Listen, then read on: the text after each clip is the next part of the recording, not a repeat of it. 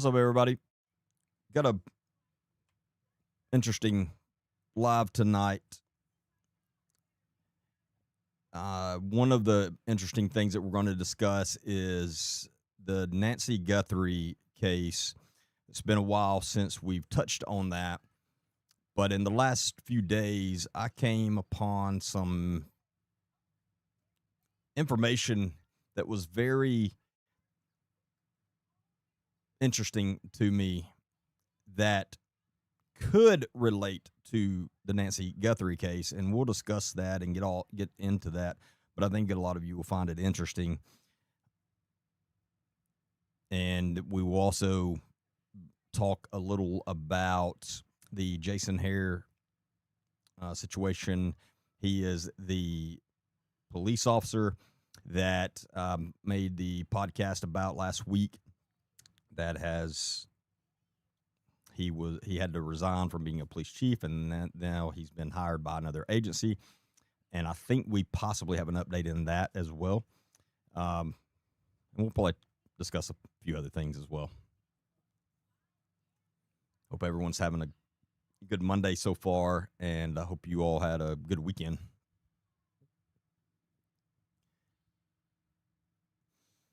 We'll give everyone a few minutes to get in and settled, and we'll get started. What's up, Christy?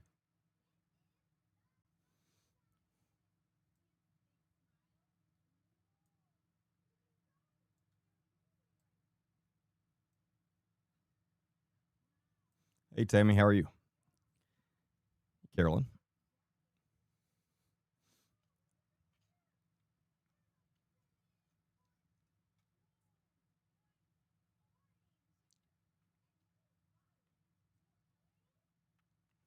And for those of you that missed the Friday night live, if all goes as planned, that will have been the last Friday night live that I'll do for a while. And if everything goes as planned, I will start. I don't know if it'll be this week. We still got to work out some details, but either this week or hopefully next, I will be starting going live, being a weekly guest on Murder Creek Media's live podcast on Thursday nights. And as I said, Friday night, once I get all the details with that, I'll make an official post about it, and that way everyone's aware of exactly what times. And I think it'll be 9 p.m. Central Time on Thursday nights, but I'm really looking forward to that. So I'll still be doing my Monday night lives and Wednesday night lives, just instead of the Friday night lives. I want to switch it to doing that one with them Thursdays for a while, and I'll see how it goes. Hey, Deidre, how are you? It has been a while.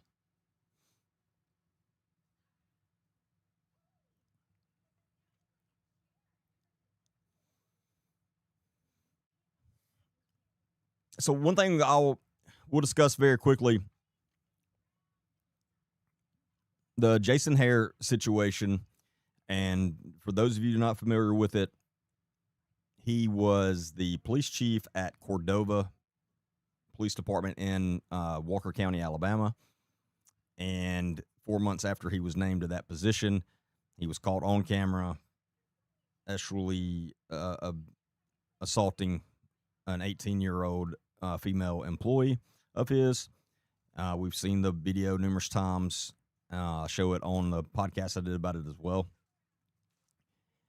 And then within the last couple of weeks, they did pretty good at keeping it semi-quiet for at least a week.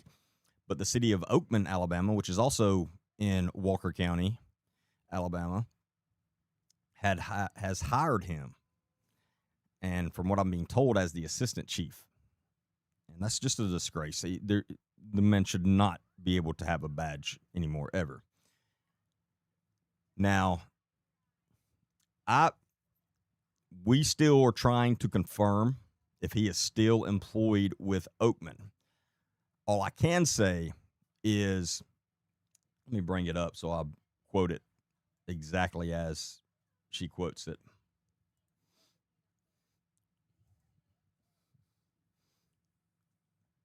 So I'm getting word, and again, this is not completely verified, but I am getting word from some what I would consider pretty reliable sources that he has resigned from Oakman. That's the power of bringing awareness to a situation like that needs awareness brought to. That's because of you all. Amber, sitting with Secrets True Crime Podcast, has done a great job at covering that and making tons of people aware of it, as have we. But all of you all helped share that, reposted it, and actually, that last podcast I put out Friday, the one about him, it is, as of now, has the most views of any video I've ever put on TikTok. So that's awesome. And it couldn't have happened to a better story that we're covering, case that we're covering.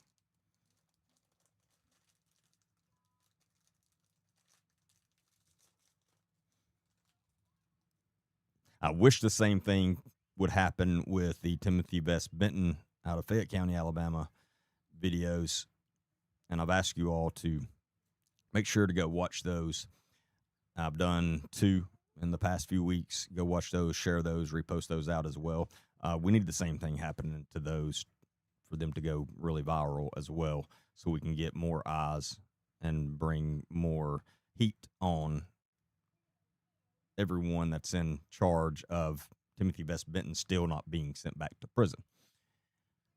But anyway, I'm receiving word that Jason Hare has resigned from Oakman, and then his wife made a post a few days ago. I think this was Saturday.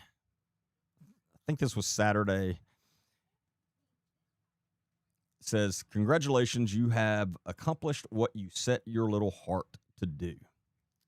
The tables will turn and the truth absolutely will come out. I'm public for a reason. I can't wait until it's my turn.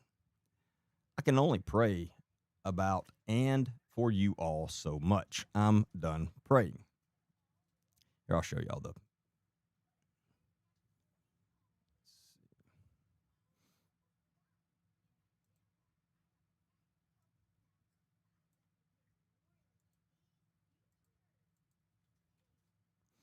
there's her post. You know, I'm not sure what she's getting at as far as the tables will turn and the truth absolutely will come out. Yeah, the truth came out when that video was leaked. Like she has said some similar things in the past when we were covering it the first time when it first happened. I call this now the Brittany Stapleton. She's pulling a Brittany Stapleton in the way that Brittany is always, we're eventually all going to find out the truth about her husband, but she just can't talk about it right now. She's been saying that for well over a year now. The truth's out. So I think Mrs. Hare pulled a Brittany Stapleton on this, or is with this. The truth will absolutely come out. We've seen the video. Now, one spin I've seen from like a couple different people that have commented on this is this was an inside joke between the dispatcher, him, and another employee that they were on the phone with at that time. I swear, I've seen that comment made by like 3 different people.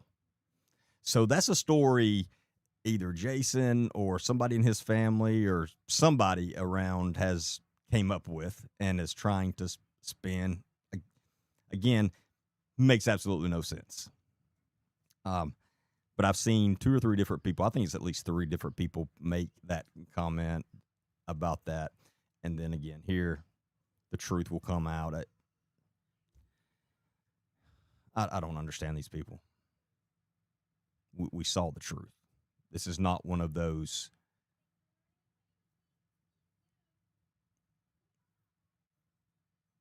somebody's just got allegations.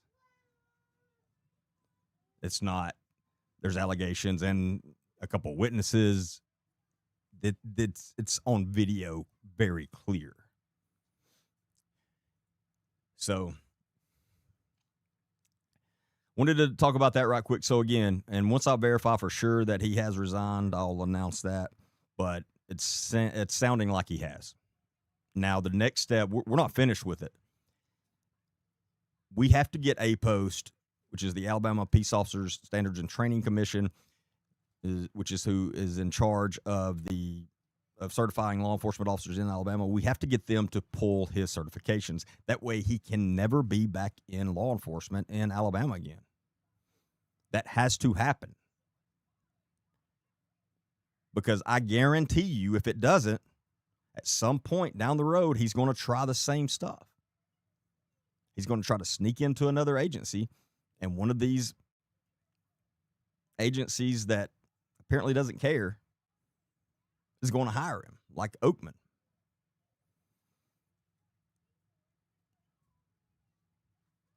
I'm still dumbfounded that the city of Oakman thought it was going to work out for them to hire this guy. You got me. Anyway, the Nancy Guthrie thing. Now, let me get this video pulled up.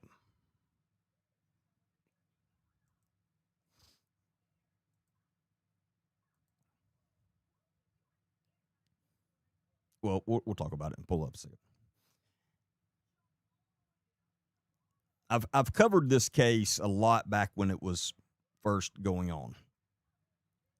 And now I want to be upfront about one thing before we get into this. I'm not naming a suspect today. I'm not accusing any person or any group of anything. What I'm going to show you is a comparison. And it's something that I heard on a podcast that stopped me cold. I was listening to this podcast yesterday, and I heard this, and it just stopped me. I was like, that's the Nancy Guthrie. Like, it's so similar, and we'll get into all of that. But it's how closely it lines up with the details that we already know from the Nancy Guthrie case. And you can draw your own conclusions from this. I think it's very interesting. So a quick refresher for anyone that's just finding me or that's not necessarily familiar with the Nancy Guthrie case. She is the 84-year-old mother of the Today's Show co-anchor Savannah Guthrie. And she was reported missing on February the 1st of 2026 after she didn't show up for church. She had last been seen the night before around 10 p.m. at her home in Tucson, Arizona. And investigators found blood outside her front door, later confirmed it to be hers. The sheriff of that county has screwed the investigation up from the beginning. It is unbelievable how dumb that sheriff is and how bad he messed this up. There's no doubt in my mind, if he had not been a part of this case, it would have been solved. Maybe not right away, but it would have been solved by now. No doubt in my mind.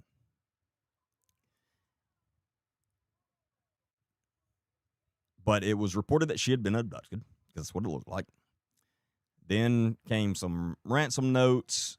The first demanded millions in Bitcoin. The second one claimed she had lost her life to heart attack or something like that, heart condition or issue, shortly after being taken. And that note said that they didn't intend to hurt her. Now, her Ring camera, I think it was Ring, Nest Ring, one of those doorbell cameras, picked up a masked figure that night. And I'll pull a picture of that up in a minute. Gloves, backpack. Investigators recovered black gloves near the home. The DNA on them didn't match anyone in the national databases. A hair sample came back inconclusive. 6 months later, as of the most recent updates that I've seen, there's no arrest, no major update as far as that. The reward for information is now over $1 million. I think it's over. I think that's between a couple different groups that have offered different rewards, but I think it's over $1 million. But that's the case as we know it. Now, here's why I'm talking about it tonight. I was listening to a very recent episode. I don't remember exactly what day it came out. I listened to it yesterday, of the Sean Ryan show, the Sean Ryan's podcast. And his guest was Scott Payne, and I've heard Scott speak before at a school, and I've also heard him, listen to him on other podcasts in the past. He's been speaking a lot lately. But Scott Payne is a former undercover FBI agent who spent over 20 years infiltrating some of the most violent extremist groups in the country, including white supremacist and neo-Nazi cells. At one point, during the podcast, while he is describing an operation he ran from the inside when he was embedded inside one of these white supremacist groups, a plot, one of these cells that he was working with was actually planning to carry out. It was a home invasion, ending in taking someone's life. And the amount of what I would say forensic discipline involved in the planning is what really got my attention. Now, I'm going to play you part of the podcast that I'm talking about. And I don't know, YouTube may kick us off. It's like a minute clip, but hopefully not. But this is from the Sean Ryan podcast with guest Scott Payne.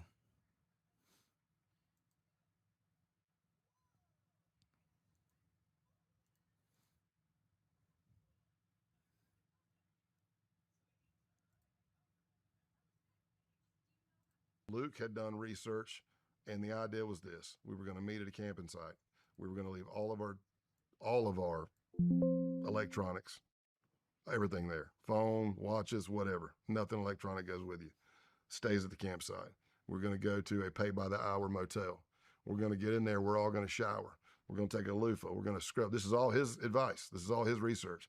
Scrub any dead skin flakes off.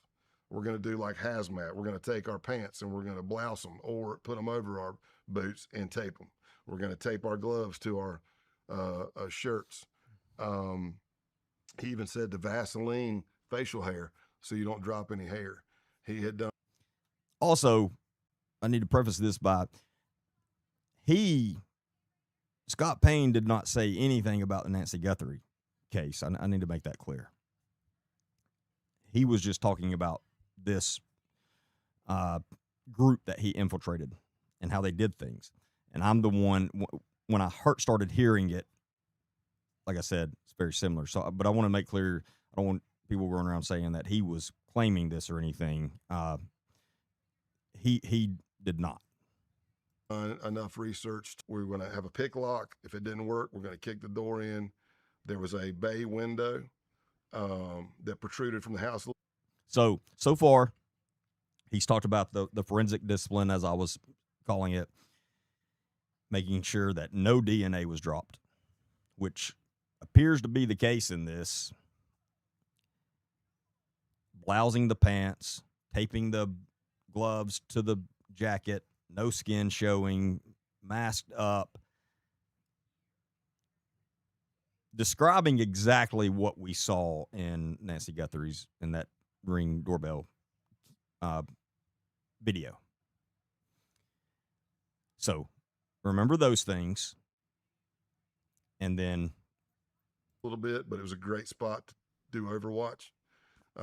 And Helter was going to post there. And what I learned is that he was also creating a list. This is the part when you put this together with the other. Wow. And it had journalists, left journalists, TV anchors. And I'm like, so you legitimately want to keep people, and we're going to start taking off people who are kind of famous. He said, yeah. And I said, well, it's a good thing we're doing this family first. It'll be a nice, warm up, if you will.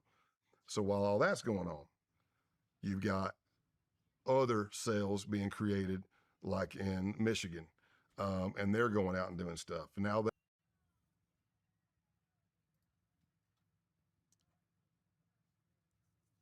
So sit with that for a second. That's a real plot planned by a real cell inside a real white supremacist network. One that Scott Payne infiltrated and helped take down before it happened. The men involved in that specific case are behind bars, most of them. So I want to be very clear about that. I'm not saying they're connected to the Nancy Guthrie case. But listen to what the tradecraft actually was. No electronics, full body coverage, tape gloves, taped pant legs, so nothing sheds, Vaseline on facial hair so no hair falls loose, showering, scrubbing beforehand specifically to avoid leaving DNA. And notice who was on that list. The group moved past. Once the group moved past the warm-up target, as they were calling it, journalist, left-leaning journalist, TV anchors. Now, go back to the Nancy Guthrie case, a masked, gloved figure, gloves that turned up with DNA that matched no one in any databases, a hair sample that came back inconclusive, not matched to someone, like there wasn't enough usable material to work with. And the woman taken is the mother of a national TV journalist, one plenty of people would describe as a left-leaning network journalist. I mean, she's left-leaning for sure. Now, I'm not telling you that these two things are the same event. I'm telling you the method looks identical. The level of forensic discipline, the taping, scrubbing, the total absence of anything electronic, the specific goal of leaving zero biological trace is not something the average person planning a crime knows to do. It's the kind of tradecraft that gets taught, rehearsed, and passed down in side groups exactly like the one that Scott Payne spent years undercover in.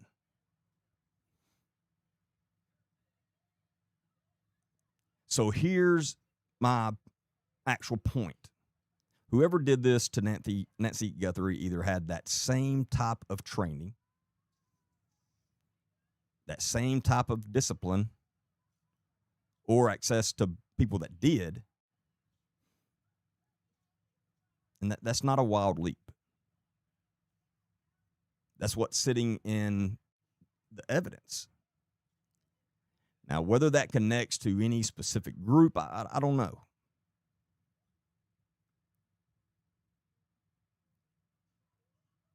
But when I heard that, like I said, it clicked to me, and I was like, my God, that. And you heard him at the last saying that other groups, part of that, I think they were called the base, something like that, as far as that specific group, extremist group. But they had numerous cells throughout the country, and they were all planning to carry out the same type of crimes. And I'm sure because they all got together, one of the things he talked about is how they all got together and trained together, the weapons training. I mean, these people were serious and a serious threat to our country, and especially to the people inside of our country. And I'm sure they all learned the same tradecraft. These things were taught to them, and then they trained in them. And so but again, I'm not saying a white supremacist group did this, but man, the similarities was too much for me to ignore. And let me pull up. I forgot. For those that may not remember or it's been a while, I want to pull up the short video of the suspect on Nancy Guthrie's porch.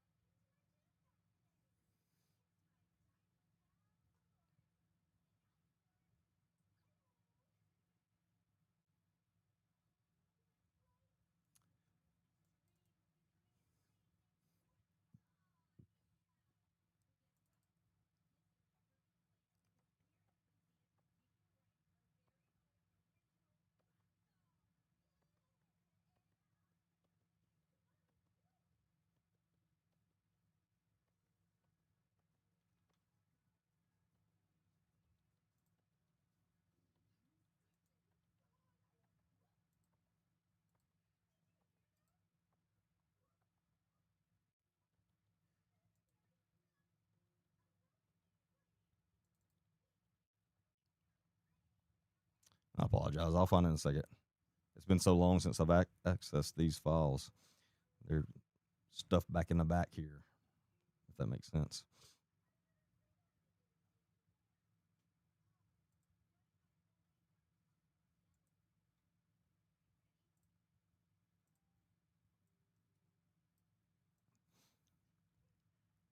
So, again, no skin shown whatsoever.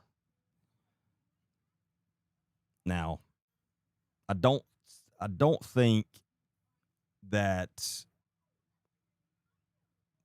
this suspect actually has tape from his gloves to his shirt, but completely covered up, masked up. And this is just,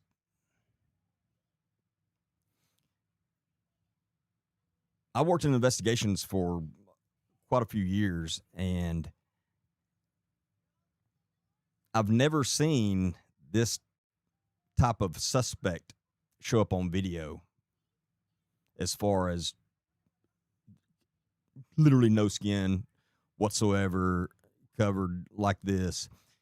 This is, for me anyway, this is not common. Maybe it is common for criminals out in Arizona. I doubt it, though.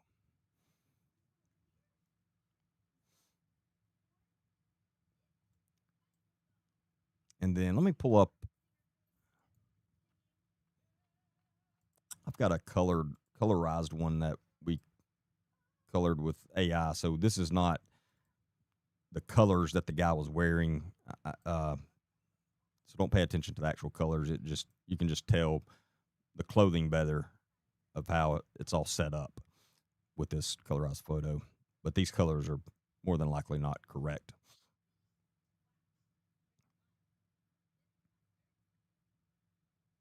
But again, if it was just this similarity,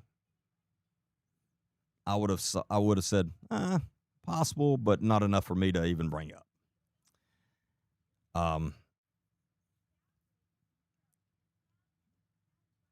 That with they were specifically starting to plan to target. They were targeting TV journalists, left-leaning TV journalists.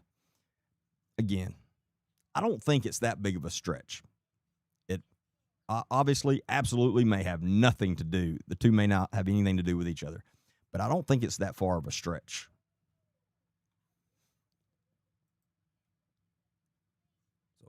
Sorry, I was kind of zoned in there, so I wasn't watching the comments.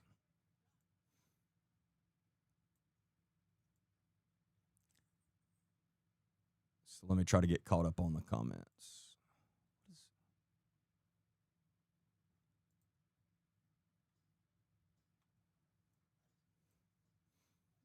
But I definitely want to hear y'all's thoughts. What's up, Monica?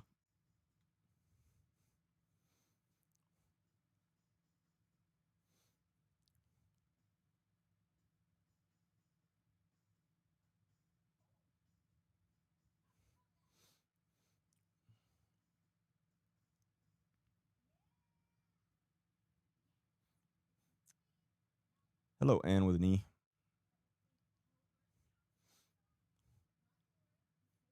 Yeah, it was all from the very beginning. I mean, I've said from the very beginning, I'm like, it's one of those just everything about it's crazy, and everything about it's like something you'd see in the movies. But unfortunately, this was real, and I mean, they still haven't located her. But again, I mean, you can all draw your own conclusions from that. It just really jumped out to me when I heard him talking about that.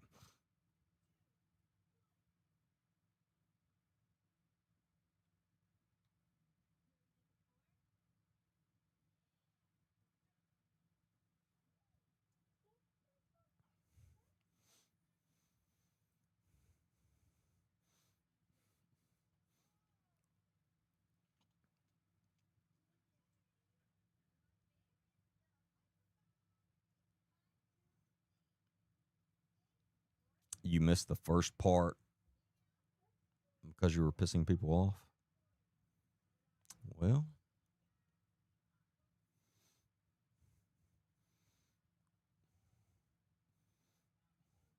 Well, and that's the thing, Renee. I agree. Renee said everything about it is just off, no logic in anything about her case. I agree. That's why when I hear that a group that's dangerous like that and it's completely crazy and the exact same MO is what they use. Like I said, it just really jumped out to me.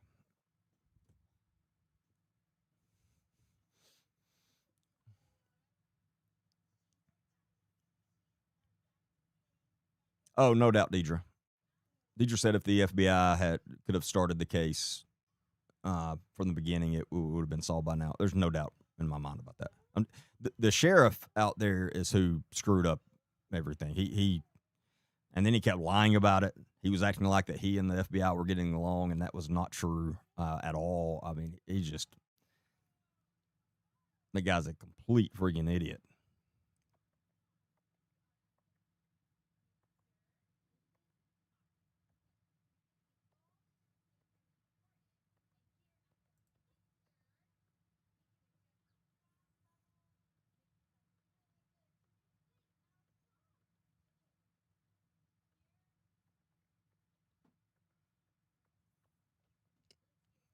And I'll probably put the same thing out in a short podcast about it.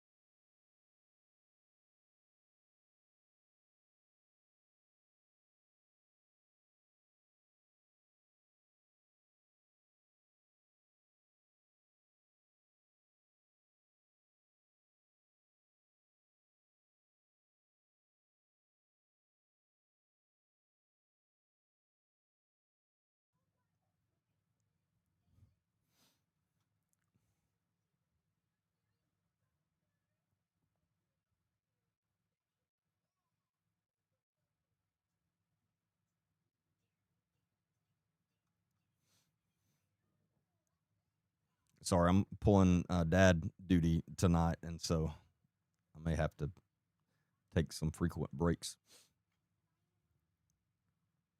Does the FBI not take over a case when they go in? No.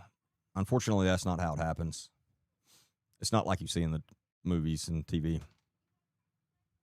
Well, I say unfortunately. Sometimes it's fortunate that they can't, but this case definitely.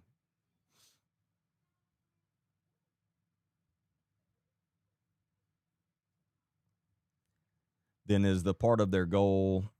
Then it's part of their goal to create chaos. Yeah, absolutely. Yeah, that's what they're. And the way he described them, they're identical to uh, other terrorist groups, national terrorist groups, such as ISIS. I'm afraid to say the actual word; it may kick me off. But they team up in 5 to 8 men groups, and they have hundreds, if not thousands, of those small groups based throughout the country. And then at some point, they plan on all going out at the same time and carrying out similar attacks. Or you have one group carry out attack here and there, and then another sometime later. But yeah, that's how they operate according to him.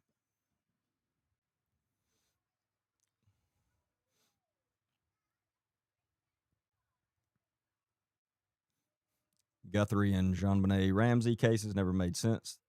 I'm telling you what happened. I know what happened to JonBenet Ramsey. I mean, my opinion, my professional opinion. I shouldn't say I know. The mother, I would bet everything in the JonBenet Ramsey case. The mother wrote the letter, the ransom note. The mother wrote that ransom note. No doubt in my mind about that. We actually studied that part of it in one of the statement analysis classes I went to, like a 2-week school, and we went in depth on that and compared everything. No doubt in my mind that the mother wrote the ransom note. Somebody in that house was responsible for taking JonBenet's life. I don't know who. I mean,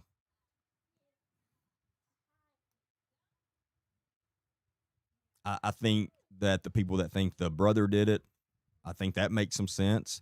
People think the dad did it. That part makes some sense. And some people think the mom did. I think they all make a little sense here and there. But as far as specifically which one, I don't know who was responsible for it. But the mom and the dad were both responsible for trying to cover it up.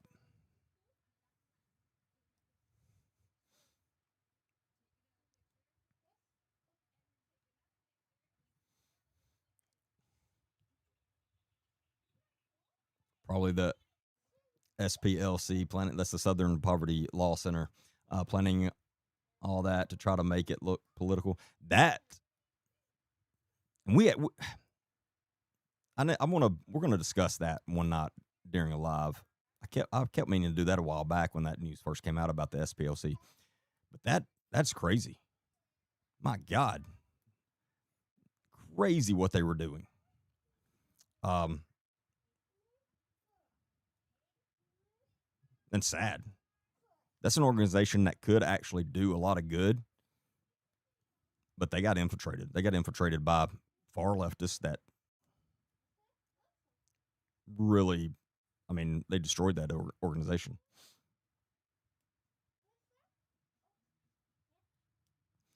These groups are everywhere in every state. Absolutely, William. Yeah, and he talks about that as far as just the white supremacist ones. I mean, they're everywhere. They're not as all out organized like the KKK was back in the day. Thankfully, because I think it's better that they're not. But there's just as many now, and they're crazy. Like some of the stories he was telling. Make sure if you've not listened to that podcast yet, go listen to it. It's all of Sean Ryan's podcasts are awesome, but that one is really. If you've never heard Scott tell his stories, you're missing out. He had one hell of a career undercover. I mean, crazy things. He was one of the best in the business ever.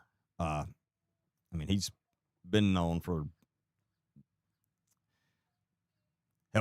he was known in the undercover world in law enforcement before he was even retired. I mean, he was a legend then, but now he definitely is. But go listen to that podcast because he's some crazy stories and situations that he was in. But it'll also open your eyes to, wow, this stuff really exists today.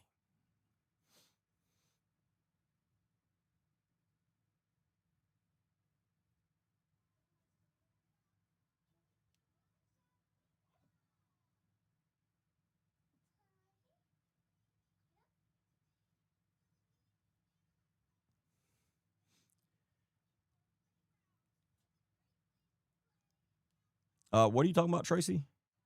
I don't believe it. I mean, I could be wrong, but I've been alive 54 years, never met anyone like that. What are you talking about?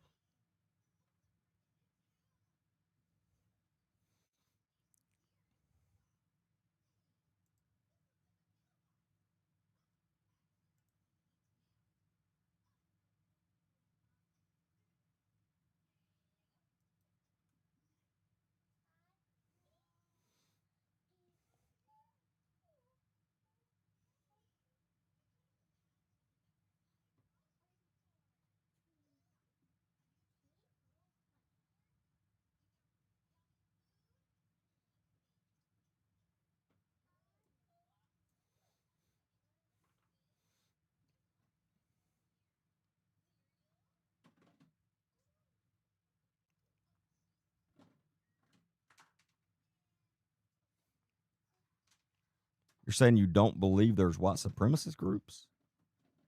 Is that what? I think I'm misunderstanding you. I mean, if that's what you're saying, I hate to tell you, but no, they exist. Trust me. I've come into contact with some when I was working.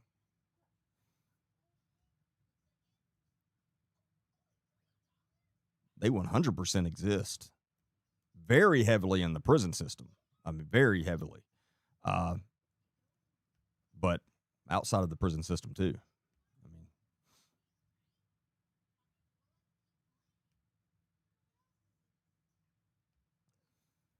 William said, I've researched for over 2 years now in these different groups. It's crazy the ideology some of them have. Yeah, and he was saying that a lot of those guys were also flat earthers, which is not surprising.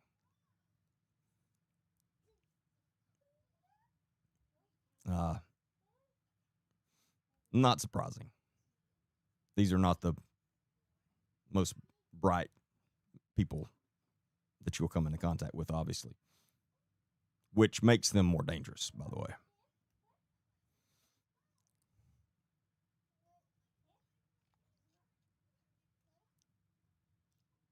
But yeah, a lot of them are flat earthers. they believe that Hitler is still alive and that there's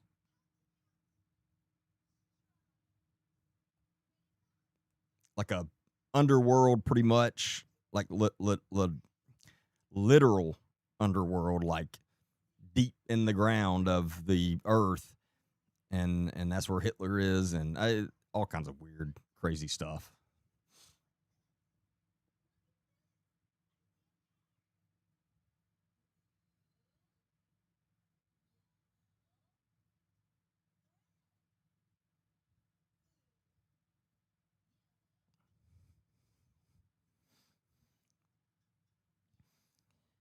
Clay said, "Thank Almighty God, after all those years, he infiltrated those types of groups that he never lost sight of who he was. Imagine the things that man must have seen." Oh, yeah, no, that's very true. I can't imagine going that deep undercover for that long, that many times. That would, my undercover was nothing like that. And it will wear, I mean, the undercover work I did would, I mean, it's very, it'll wear you down quick, uh, very quick. You're in law enforcement, you're on guard all the time. But when you're doing that kind of work, you are in that what we call red zone all the time, no matter what. And I can't fathom living like that for a year at a time. I can't. I don't know how people like him did it or does it.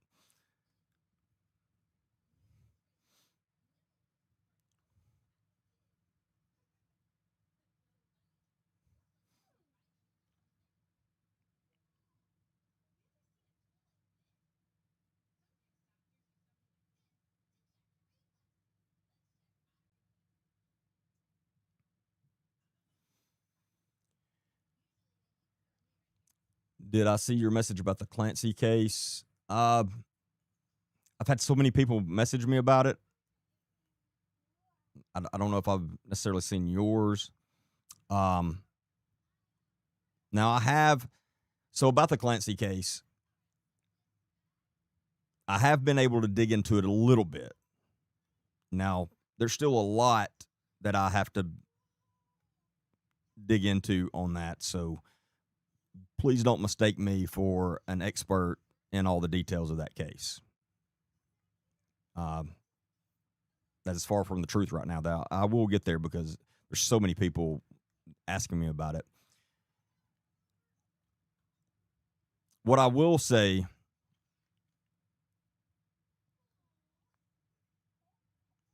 is I do think she is the one that carried out what happened.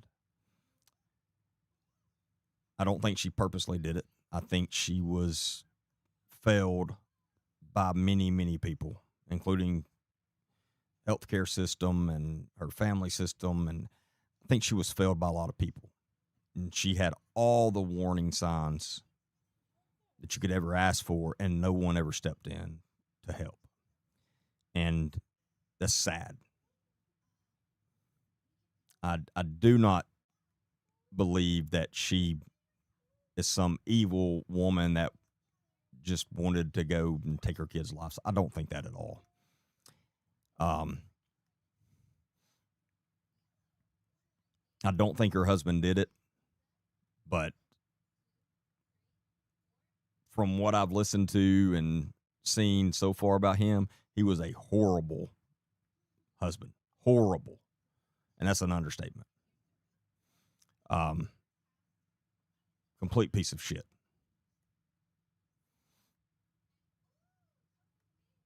He did not care anything about her.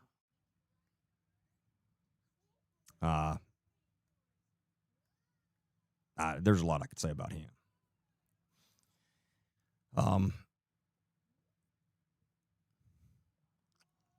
But anyway, that's my opinion so far on. I know I keep seeing there's a lot of people that say they think he did it, and then others that say she did it. But I think she did it. but I don't think she should go to prison. I think she should go to a mental facility.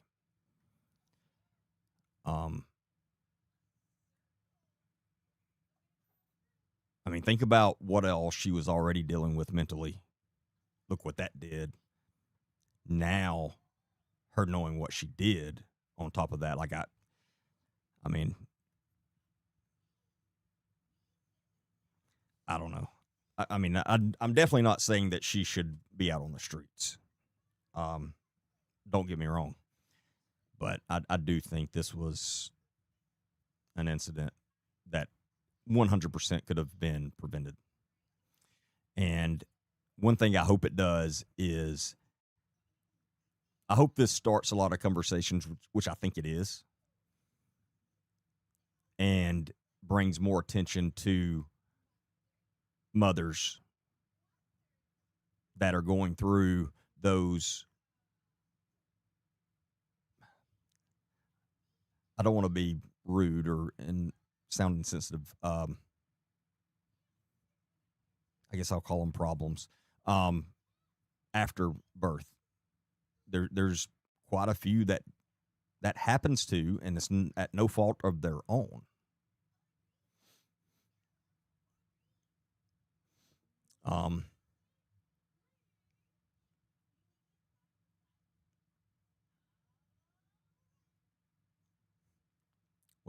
Hold on, I'm missing something in the chat over here.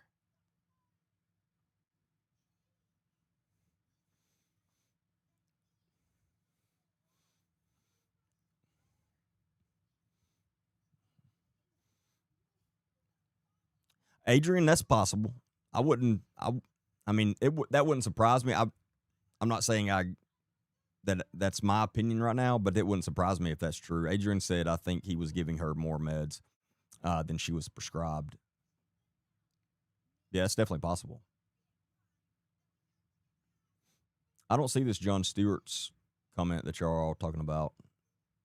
So y'all have to pin it if y'all see it. I'm not seeing his. I just see y'all responding to him.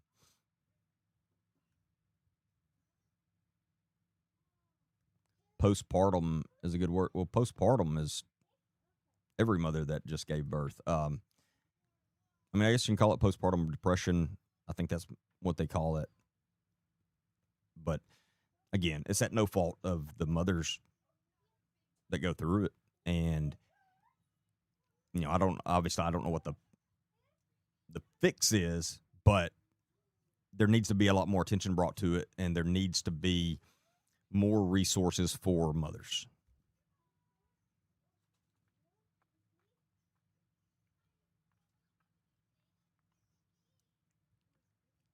Like my wife and I were discussing it, and like she said,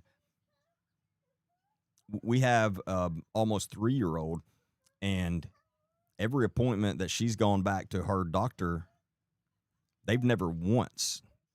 Now, she's not had any issues like that, thankfully, but they've never once asked her if she was having any problems or anything like that. Like, not once. And so that means they're probably not asking any of them. I think that definitely needs to change. But again, like I said, I hope this case really brings a lot more attention to that and get some things done and working in that. Monica said, I'm an expert on it. I've watched it every day on court.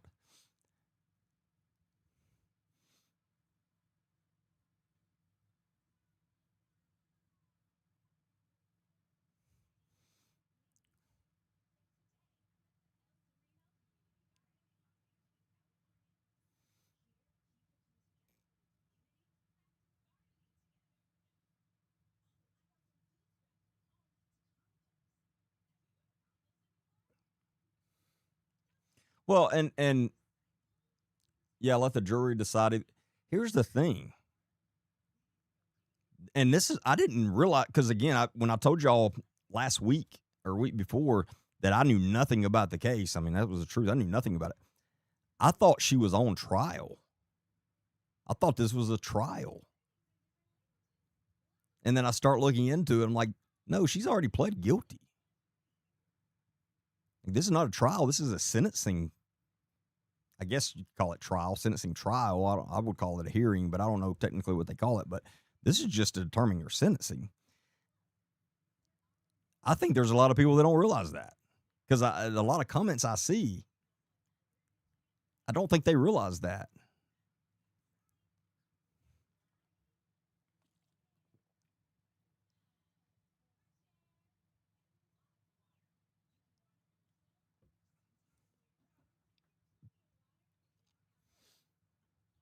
I mean, I think she pled guilty, didn't she? If she pled guilty, then no, it can't be overturned. Now, I mean, I'm not a lawyer.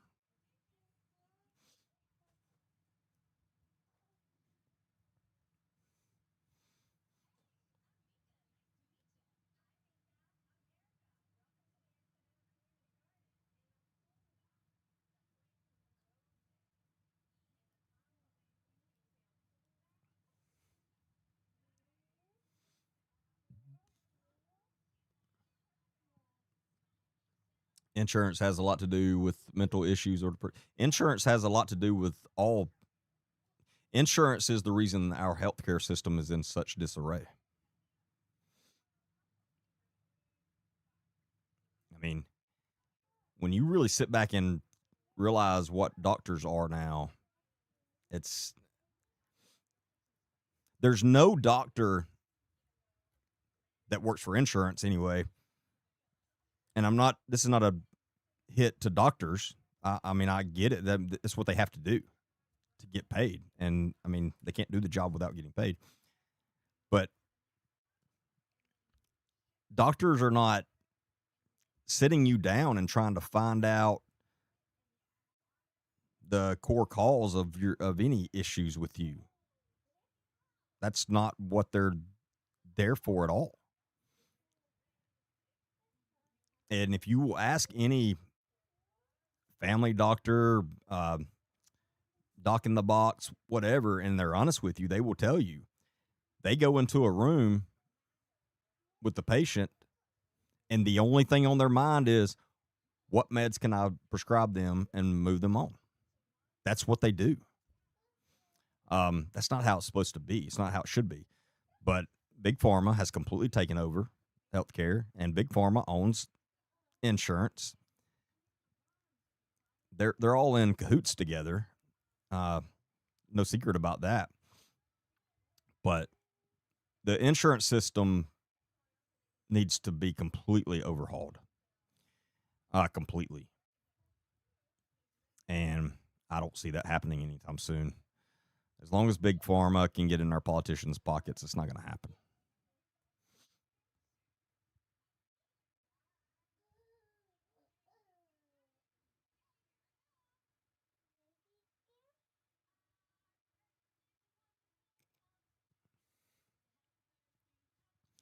After this trial, the husband could be indicted. I mean, I mean, technically, yeah, but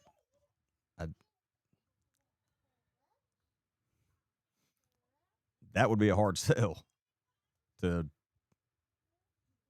convict someone of a crime that someone else has already pled guilty to and is serving time for. It could happen.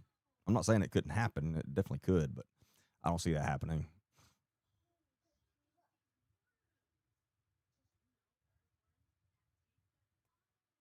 Lack of mental health at all is the biggest problem it's the biggest problem in the country. It's not just Alabama. It's every state.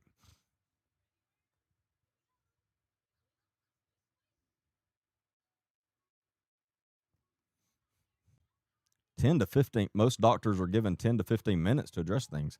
I've never had a doctor sit in with me for 10 minutes. Now, the doctors I go to that don't take insurance, we sit and talk for 2 hours. But any doctor I've ever gone to for being like sick, I mean, they've never spent 10 minutes with me. I know what you're saying, that that's what insurance allows, but I don't see doctors spending 10 minutes with anybody. I mean, I think at the most I've had one maybe spend 5 minutes, and I think that's a stretch.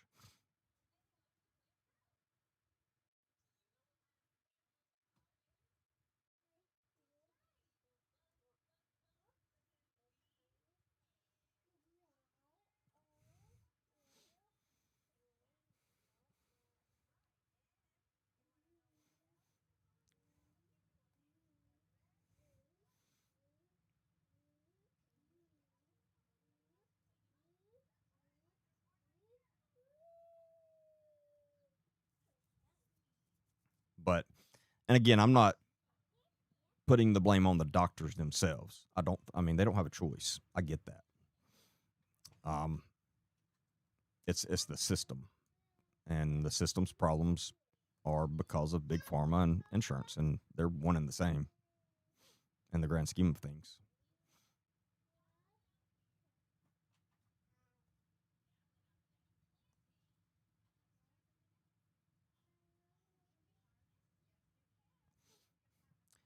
Gene said my mental health doctor only does 15 minutes with me. My mental health doctor, my psychiatrist, I at most 10 minutes.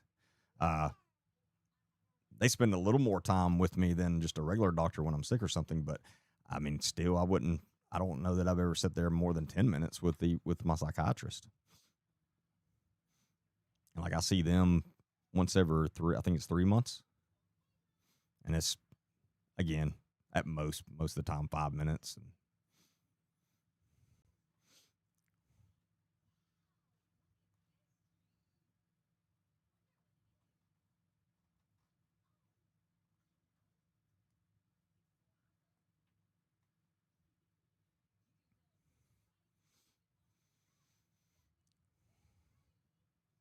But yeah, nothing's going to change as long as big pharma is allowed to be in our politicians' pockets. It's just not. And I could get back on the soapbox of every opportunity we have as voters to change things, we don't. We we want to go with the norm, and that's what we do. I don't get it. I mean, Alabama just picked a new senator, and he's already been in D.C. for years. Um, he's not going to step out of his lane for anything. I mean, that's who he is, and that's why DC wanted him. That's why they paid all this out of state money came in to help him win, because they don't want someone that's going to come in there and step outside the line at all. And people are too ignorant to see that. I don't get it. It blows my mind. But I mean, we had tons of voters in Alabama vote for Barry Moore when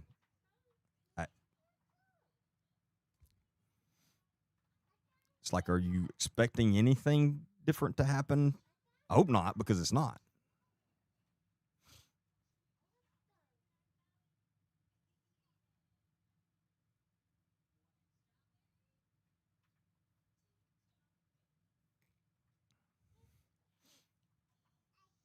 I mean, these people are like this from day one. I mean, Barry Moore wanted to be a career politician, and that's exactly what he is. And those people, they're not going to step out of line. They want to get in an office and ride out the rest of their life in it, literally, and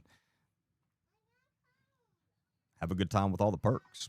That's what they want, and be able to trade their stocks and become multi millionaires. So, and again,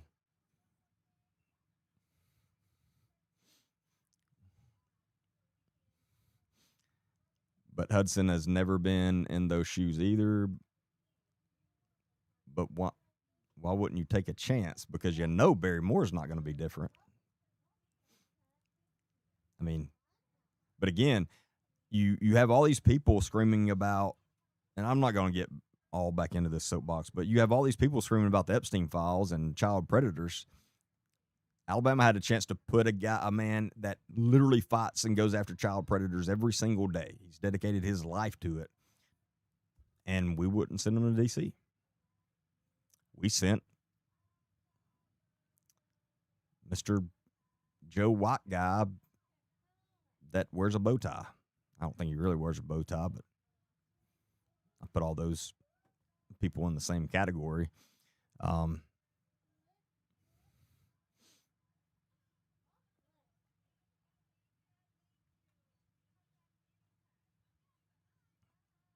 But he wasn't going to get those released either. I'm not. That wasn't my point about the Epstein files.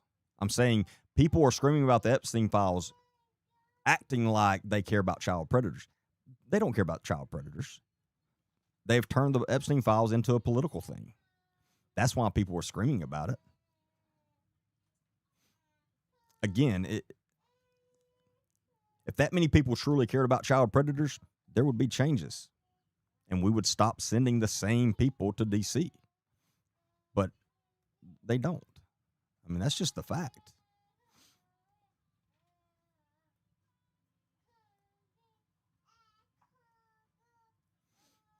Like, what do you think Barry Moore knows about child predators? Nothing. Honestly, what does Barry Moore know about anything? He's a career politician.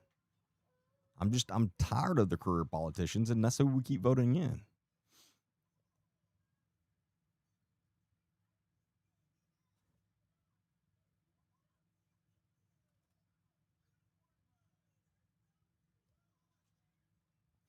I've been using that statement since he started running. Hudson or Barry isn't going to be able to. I've been using what statement?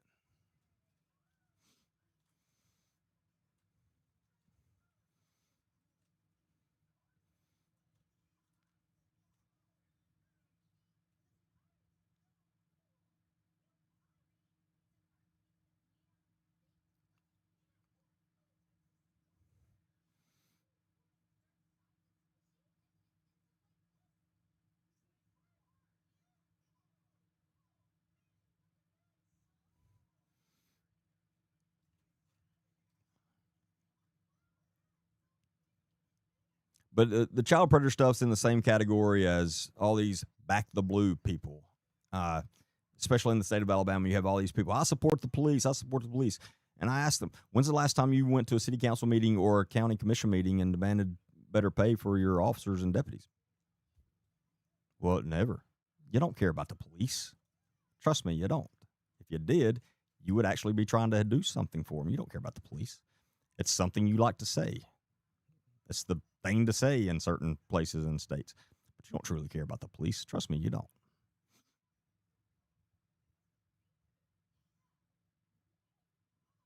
I mean, I personally could not care less about the Epstein files. We have ongoing problems right now that needs to be addressed. And again, the Epstein files have turned into it's a complete political thing. They could release whatever on the Epstein files, and there's going to be people that don't believe it, and there's going to be people that say there's more. I mean, that's a losing battle that nobody's going to win. Like, that's just not.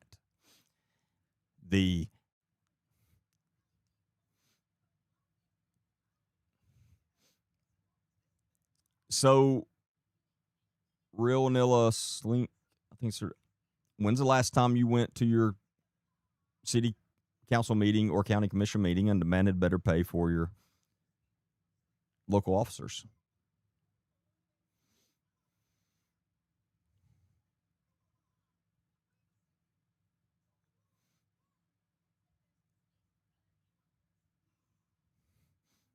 Look up trafficking in Alabama.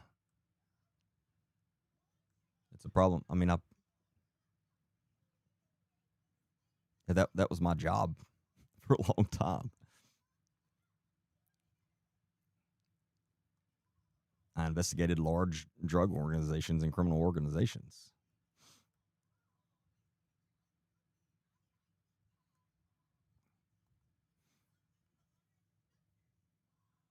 Meth's not a problem anymore. The white stuff is the problem.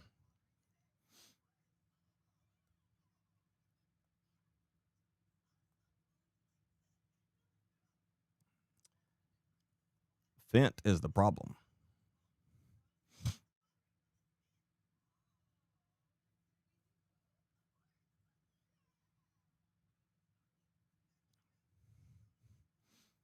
Now, meth is a problem. Meth has destroyed tons of families. I mean, countless. Fent has taken way more lives than any other drug in the history of the world. And it was specifically planted here by another country. And that's not the country we're at war with right now. We're at war with a country that hasn't done anything to us. I mean,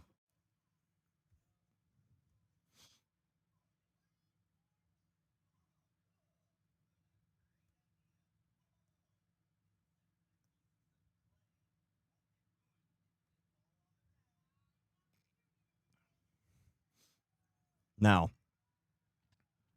the best thing the best things that has happened for the drug world as far as for us good guys is shutting the border down. There is there's hardly no, I mean, literally drugs crossing the southern border has dropped over 90% in the last year. Over 90%. It got so hard for them to get them across that border, most of them don't even attempt it anymore. There's still some here and there, but they don't even attempt it anymore. Now they're trying to come through Canada. And so they're having to keep that border more tight now. But, I mean, that should have been done 10 years ago, 15 years ago.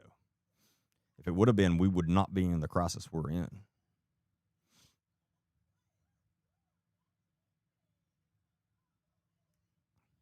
Give Iran a nuke and see what, well, according to the administration, we took out all their nuke facilities the first day or second day. So again, I'm not against that. I don't understand, nor does anyone understand why we're still there. What are we doing still? That doesn't make any sense. You can't say we're trying to keep them from making nukes after you've already said we've wiped all that out.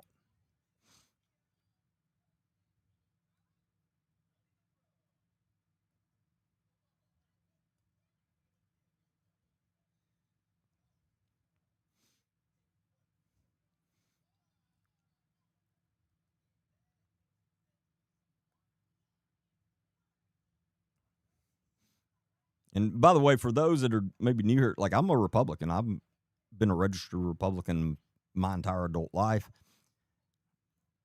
I voted for Trump every time. I'm not happy with him right now.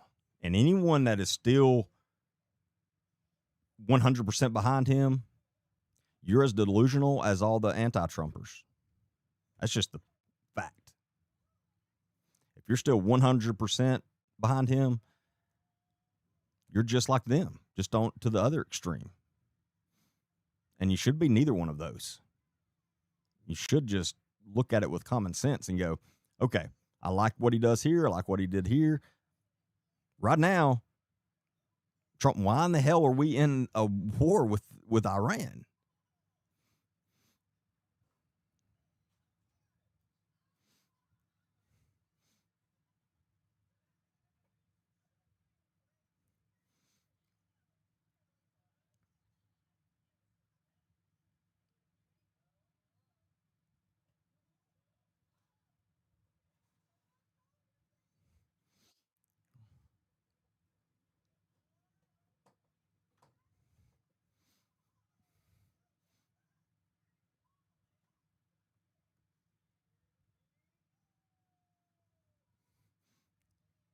Well, I think he's done as good as he could being attacked every single day. I mean, none of that has There's no excuse for what we're doing right now over there.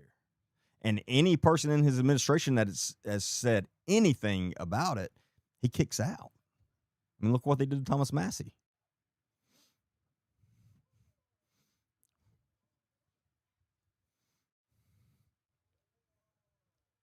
Well, Red, you just made my point. It's biblical. We will have these problems till the end of time. They hate America. You're exactly right. Us being in a completely unnecessary war right now is not going to solve that. Again, I have no problem with our first bombings over there. If they had anything that they were trying to get a nuke started with, hey, let's take them out and bomb them. That's what we do. That we did it good. And allegedly, we were very successful on that, literally in the first 2 days. What are we still doing? A nuke program takes years to get off the ground at all. If we've wiped their facilities out and everything, it's not like they're going to have a nuke tomorrow. Again, I keep saying I don't know why we're there. I mean, I know why we're there, and I don't agree with it.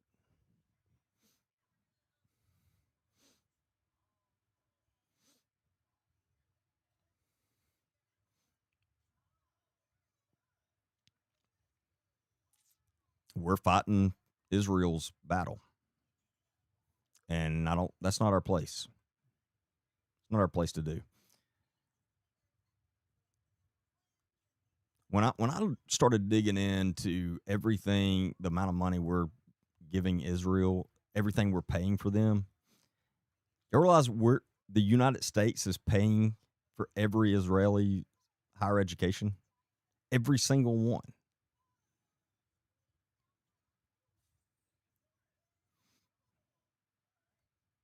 Every single one. And that's just a small slice of what we pay. We literally give Israel tons and tons of money.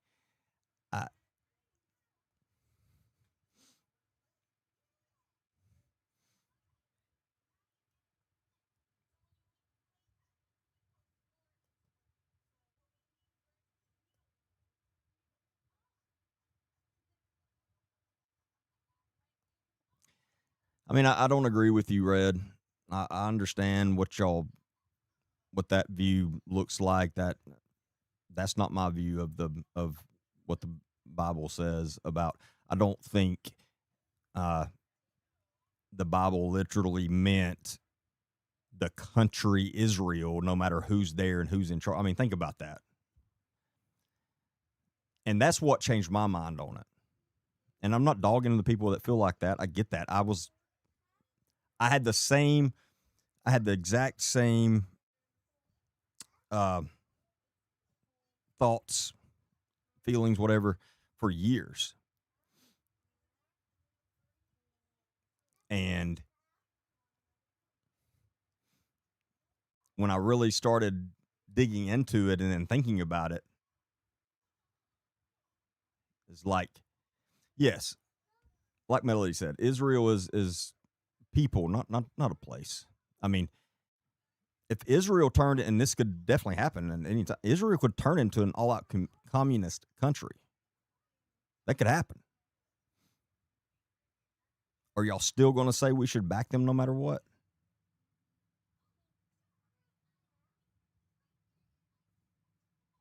But the Israel of the Bible is nothing like the Israel of today. That's what I don't understand. Like, and again, when I really started studying this and researching it and looking into it, I was pretty pissed about what I'd been taught by people that claimed that they were telling me the truth my whole life about it. And they weren't. Now, I don't think most of them meant to. I think they were just repeating what they had learned and heard. But it's, again, I'm the legit question. If a dictator takes over Israel tomorrow and turns it into an all-out communist country, do you still expect America to completely back them no matter what? And like, where in the Bible does it say the United States should cover everything for Israel. Where does it say that?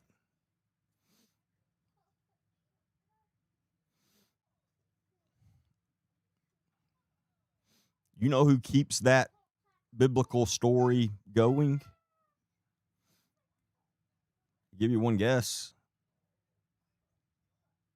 Israel.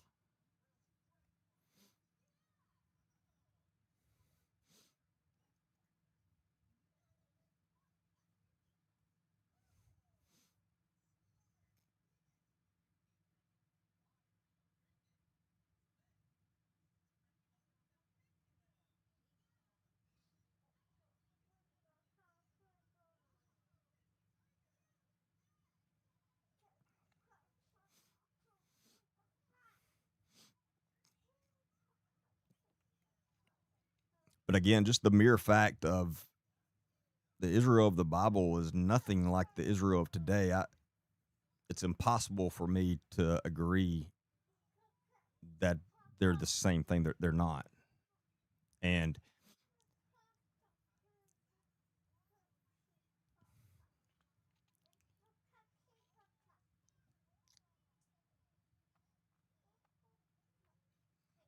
I don't, as a taxpayer, I don't feel like I should have to be paying for everything Israel has. That's crazy to me. It's absolutely crazy to me.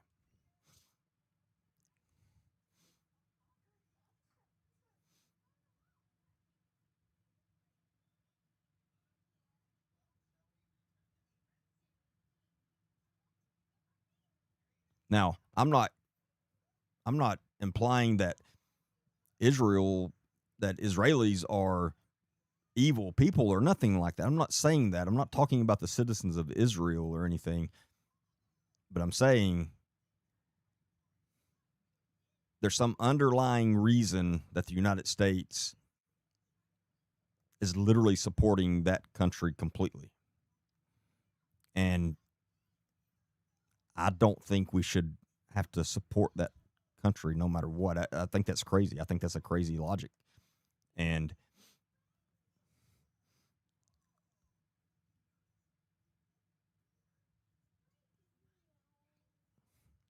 this this completely unnecessary war we're in right now is costing us economically, I mean, tons. And we're doing it 100% just because Israel wanted us to. And I think that's crazy.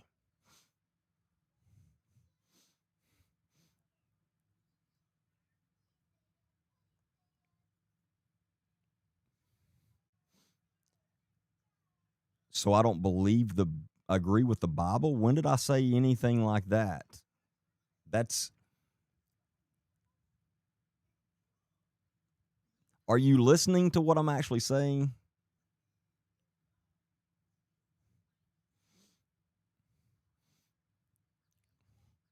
I do agree with the Bible. And that's my point. Israel of biblical times is not even close to the same as Israel today. So I'm asking, how are y'all, those of you that still believe that, how are you connecting those dots? What's making you think that?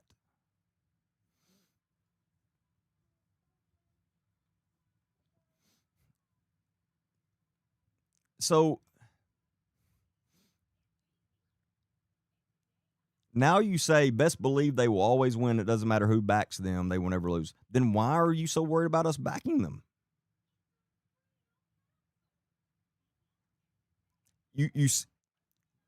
You're making my points very good, and I appreciate that. You just made the best point.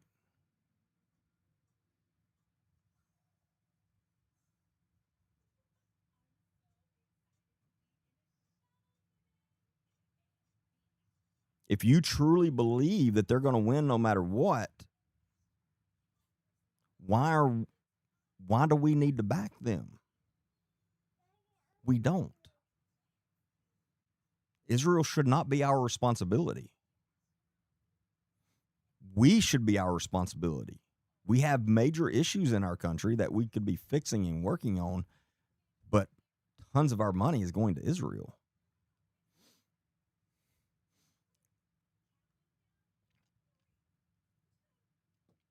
Well, see, the Bible that I believe in and the Bible that I've read and studied tells me that if I ask Jesus Christ into my life and God to be my Lord and Savior, then I go to heaven.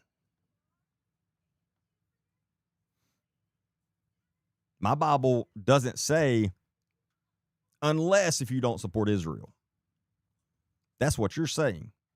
You just said that the Bible says that those who back them will be blessed and those who don't will be cursed.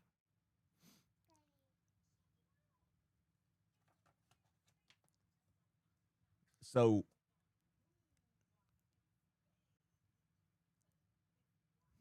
again, do you not believe, do you believe that's how you are? What do you think gets you to heaven? Is it, I mean, legit question. What do you think gets you to heaven?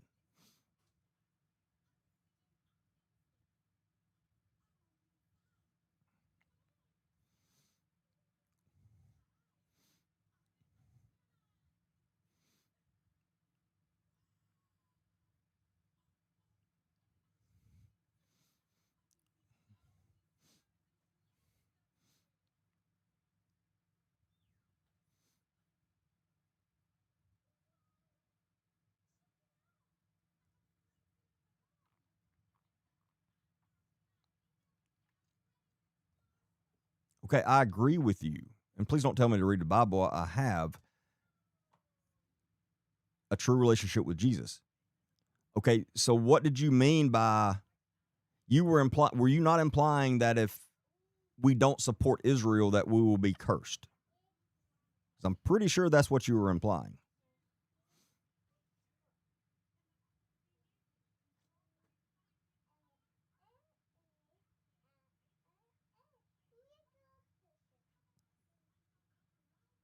Yes, as a country.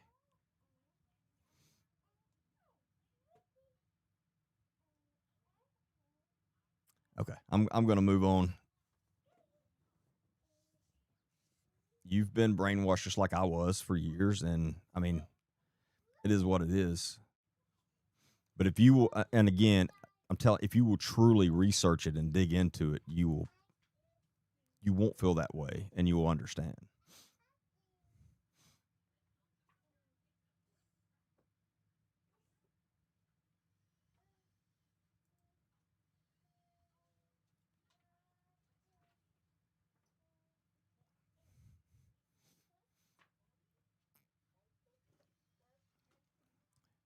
They win because we are backing them. Israel is the promised land and God's chosen people.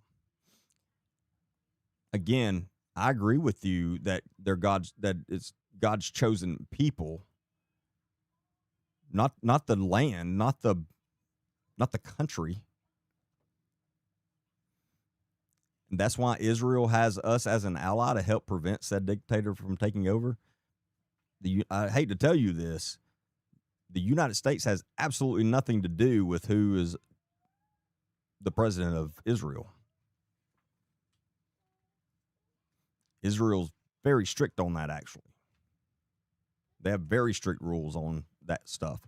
So, again,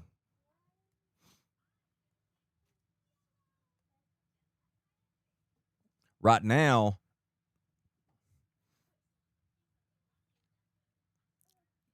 Netanyahu is the one that wants to take out Iran. Now, if you show me in the Bible where it says that at all costs we should take out Iran, then I would agree with you, but it doesn't say that. The point I'm trying to make is y'all are putting your faith into a man. That's Netanyahu, because he's the one making the decisions. Do you truly, and this is it's a serious question, do you truly believe Netanyahu is making decisions that came directly from God to him?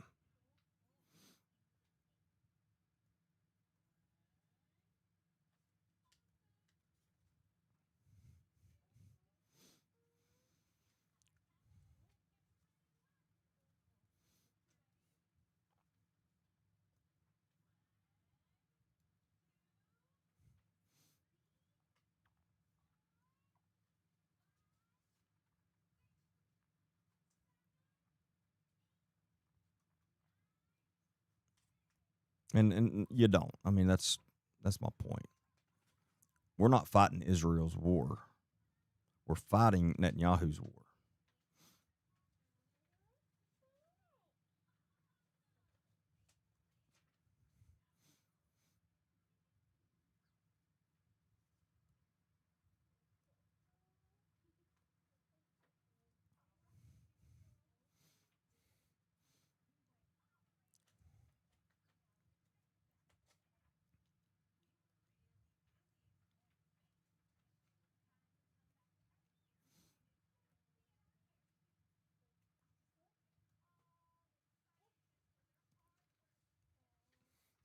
But if you think Netanyahu cares anything about the American people, you really need to step back and think about that, because I promise you he does not.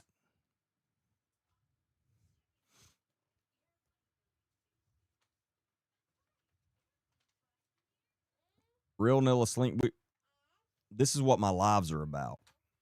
My lives are not me getting up here nonstop just talking. That's what my podcasts are for. My lives are to converse back and forth and with you all. So the topic may change 25 times.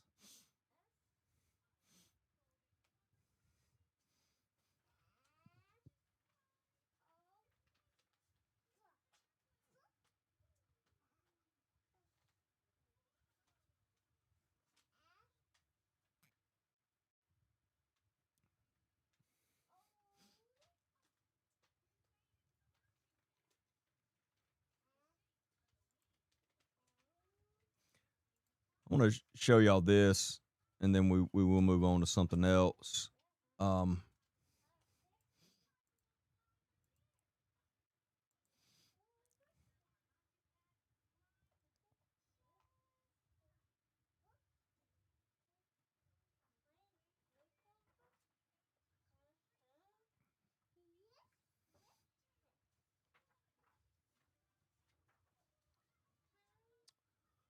Well, maybe I won't. I can't find it.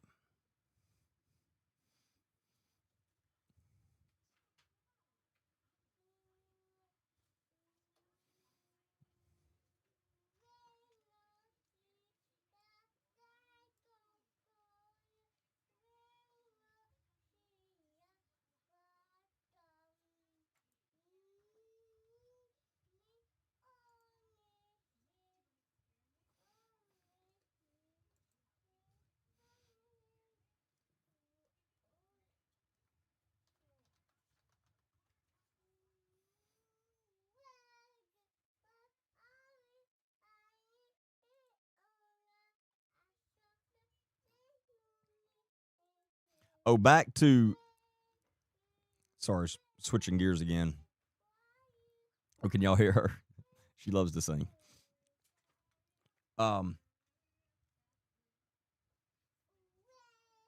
Okay, first of all, Christy, are you seriously saying that Nick Smith's going to be an insurance salesman? I hope that's true, because there is so much fun we can have with that. Is Christy still on?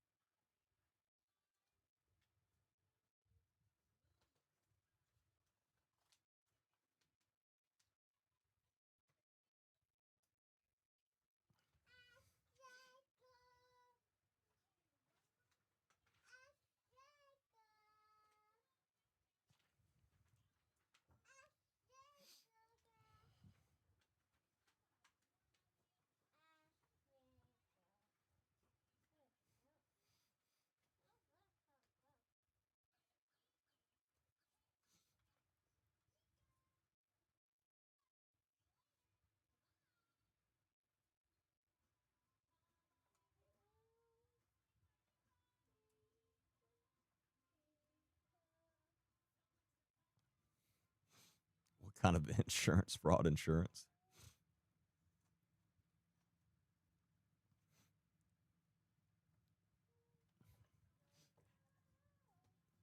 And for those that were still on backing Nick Smith, which obviously it wasn't many as we knew, if since the primaries hasn't shown you exactly who he really is, then there's literally nothing that would ever change your mind.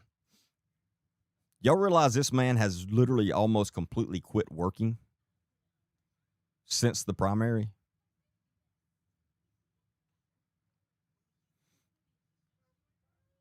He's supposed to be the sheriff until January.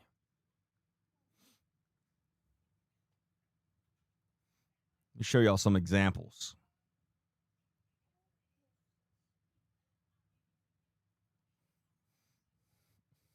But this is exactly who Nick Smith is. He's a worthless POS. And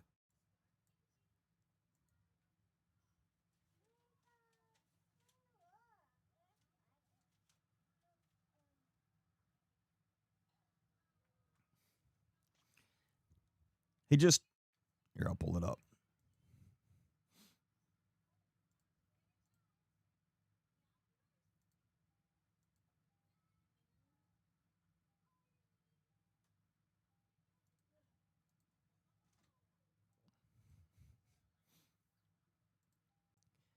He made this post on August the 13th. Over the last couple of months, since the primaries, I've really enjoyed just being a dad, focusing on my family, making memories, and planning the next chapter of my life.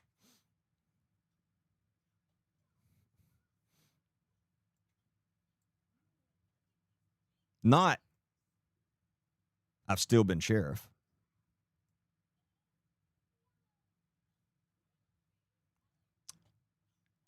Focusing on planning the next chapter of my life. Really enjoyed being just dad, where you're still the sheriff. It's great that you're finally focusing on your family because you sure the hell wasn't for the last 2 years, but you're still the sheriff.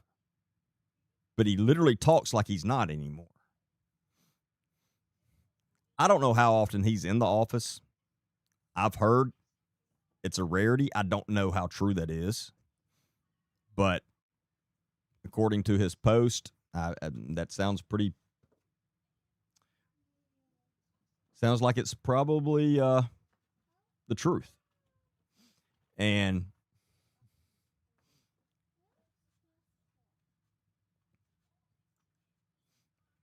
then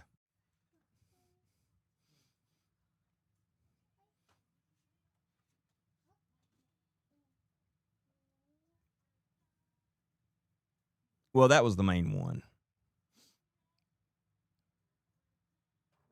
But they've been on vacations. I mean,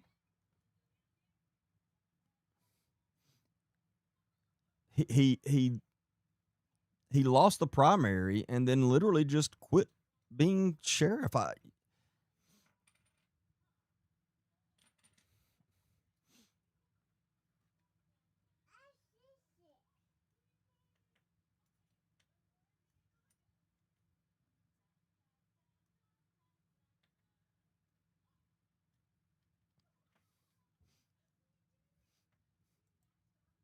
Like, just because you lost the primary doesn't mean you just get to go home and quit. You're still supposed to be the sheriff until January. But again, doesn't surprise me at all. I knew what kind of person he is, just as most of you did.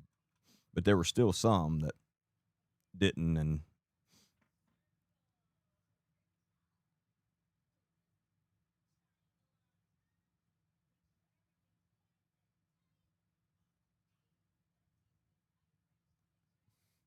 And I'll tell y'all what, I want to call somebody a complete effing idiot.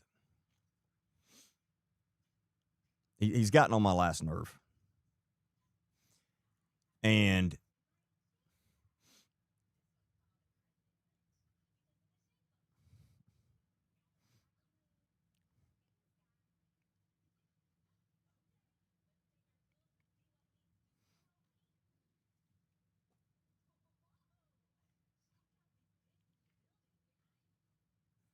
let me see.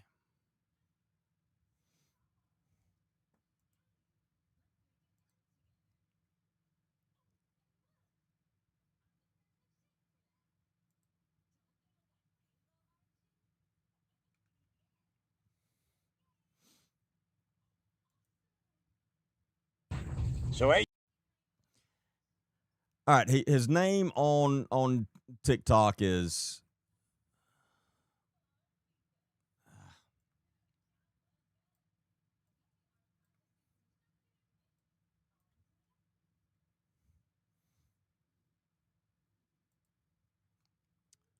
Us Pissed Off Nation Us.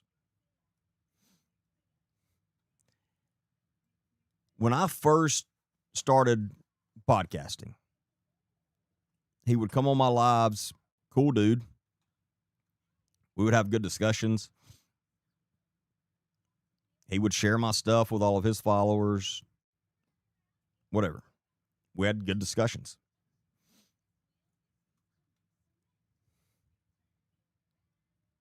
Because I put out my opinion on flock cameras, and by the way, I'm allowed to have an opinion. I don't know how some people get that screwed up. You're allowed to have your opinion. I welcome people's opinion. I don't expect everybody to think like me. I don't want everybody to think like me. That'd be weird. I mean, we should be allowed to have opinions without completely losing it about somebody. Well, he doesn't. And now he is nonstop. And so I really started watching some of his. I'd never actually watched any of his videos. And I started watching some of it. He's a fucking idiot. This guy's a fucking idiot. First, the video he's got on TikTok that's got the most views, has got 2 million views, and it's about the sheriff something Steins in Kentucky that shot and took the life of the judge. You know, horrible thing. Horrible thing. Well, his video, he's laughing about it, number one. And he immediately jumped on literally a complete rumor, and I've verified this now. I have talked to quite a few sources on the ground in that town that live in that town.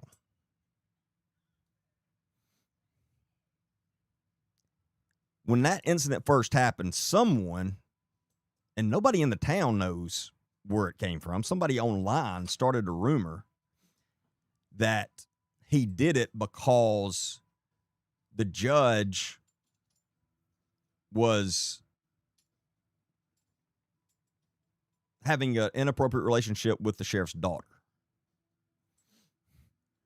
That's not true. Literally zero evidence of it. None. The daughter has even came out publicly and said that's not true. Like, nobody knows where that came from. That's not true. According to the sources, Mickey Steins, the sheriff there, he had some kind of major mental breakdown and lost his mind. That's what happened. It's sad all the way around, right? I mean, it is. Well, he immediately jumped on that rumor that he was having this inappropriate relationship with this minor who was the sheriff's daughter. And again, there's no truth to it. And since he started calling me out and I saw that video, I dug into this 2 days ago. Was it like Saturday? Really dug into it. There's no truth to it. I've listened to the investigators over the case, their testimony and hearings. Again, daughter's own words. And I've personally spoken, had long conversations with people that are on the ground in that town it's a very small town. They know everybody in the town, whatever. That was a complete rumor. And he jumped on that and ran with it. And made this video where he's laughing about it and he needs to be released, blah, blah. There's no truth to it, literally. There's no truth to it.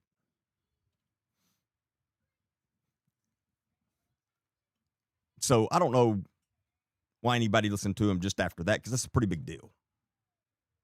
Like, before you went off making that accusation, you should actually research it a little bit.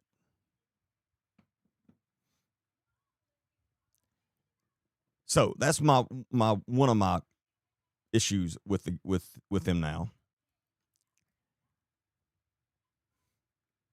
Then he's really showing his ignorance on the flock cameras. Look, if you're against the flock cameras, that's your right, your opinion. That's cool. I understand a lot of people are. That's fine. That's your opinion. I mean, that's completely fine. Again, we're allowed to have different opinions on things. And anyone that wants to have an adult, respectful conversation about them, debate about them, hey, I'm all day. I enjoy it. I love debating.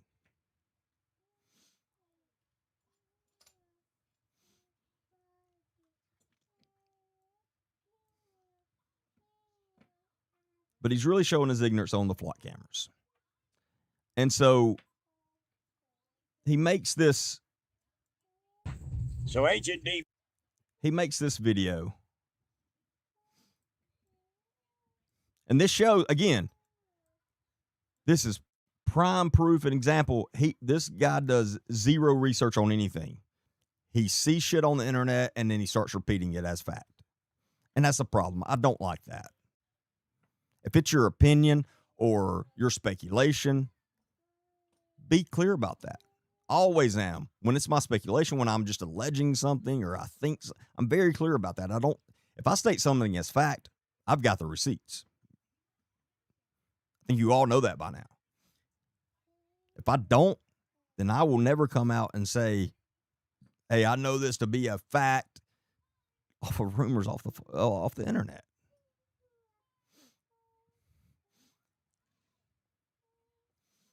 And he was on here the other night and he asked me, he said, when are we going to have a debate? Let's have a live debate about the flock cameras. I said, hey, it sounds good. That's awesome. Again, I enjoy that. We can have a professional debate. Again, it's one of my favorite things to do. And I tell him that, hey, message me. We'll set it up for next week. Well, he didn't message me. Then he makes another video after that.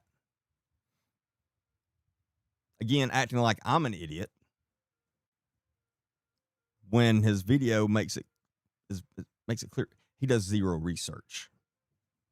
So my point is, if you're following this pissed off nation guy, that's cool. Just be mindful of this guy doesn't do any fucking research. He sees shit on the internet and he just starts repeating it as fact. And he's very confident in it. Again, I bought it when he first started talking. When he first started talking to me, I had not watched any of his stuff, and he would say stuff, and the way he says it, and he's very confident in it. It sounds like no doubt, he knows it as fact. Well, he doesn't.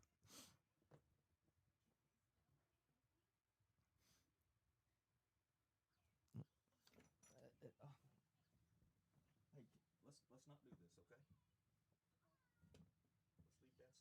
Let's leave that stuff over here, okay? Yeah. You can play with this, but just don't get my stuff out. Sorry, my daughter decided she was going to rearrange my stuff back here.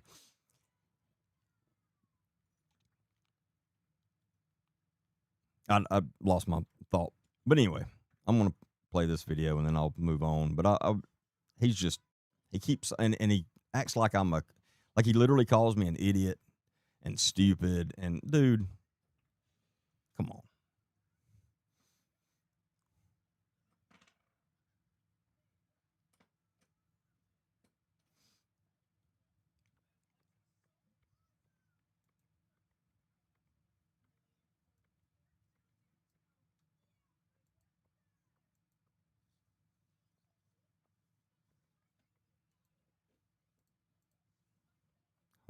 I'll get it up in a second, hopefully.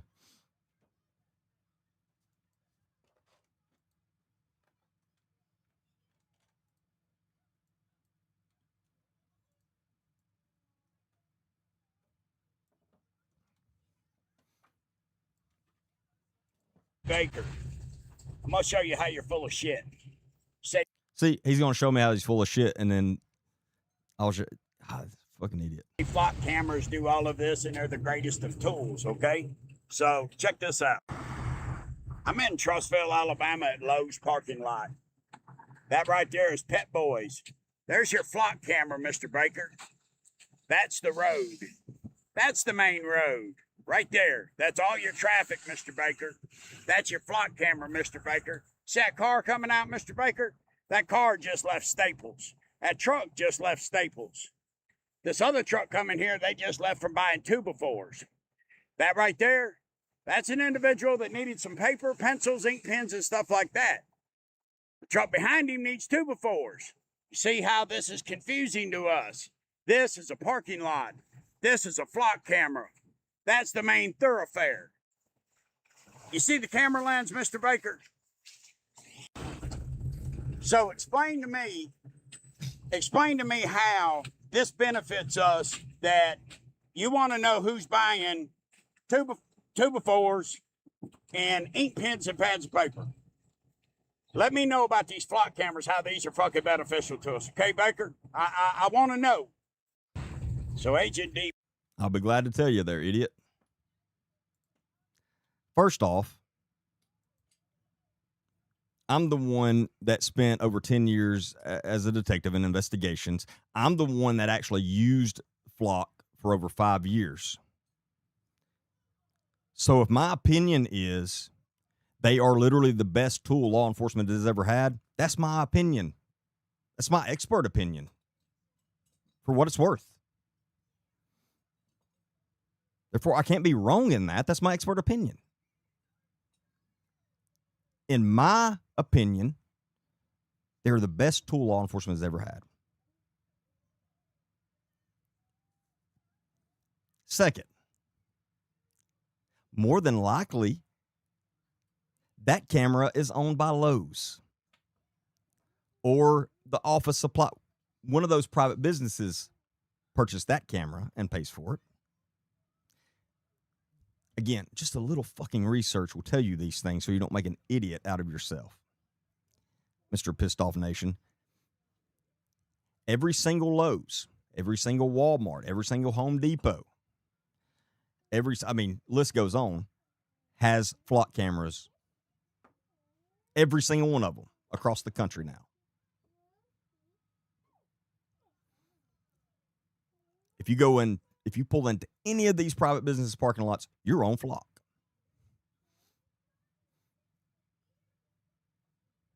Has nothing to do with law enforcement. A private company, just as a private individual, is allowed to put any kind of camera they freaking want to. And as long as it's on their property, they can point it anywhere they want to.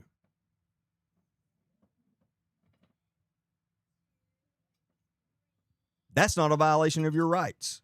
If you say it is, then everybody would have to take their cameras off of their house. I have a camera on the back of my house pointing at the road, and it captures every single car that goes down that road every single day. And it's kept for 100 days on my hard drive. I could go back and pull every car that came down that road. That's my right as a private citizen. It's on my property. It's the same for a business. A little bit of research. Like literally a fucking Google search would have told you that, dude. Instead, you make an ignorant video literally calling me a dumbass while you're posting a video being a dumbass. You can't make this stuff up. So yes, I can explain that. Private business can do whatever the hell they want to with a camera.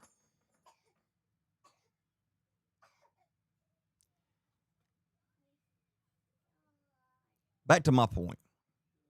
If you're against flock, that's your right. That's completely fine. I get it. I understand that. I understand that point of view. But when you are against something just because of the stuff you see on the internet, I have a problem with that. Do a little bit of research yourself.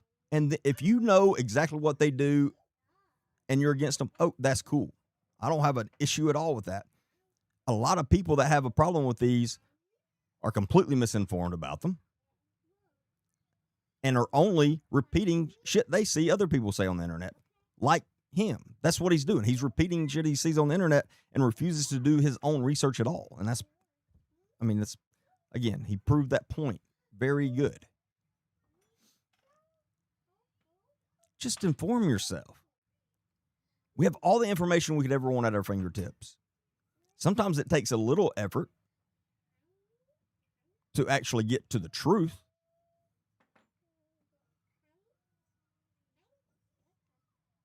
And if you're not willing to put that effort in, then stop making stupid videos.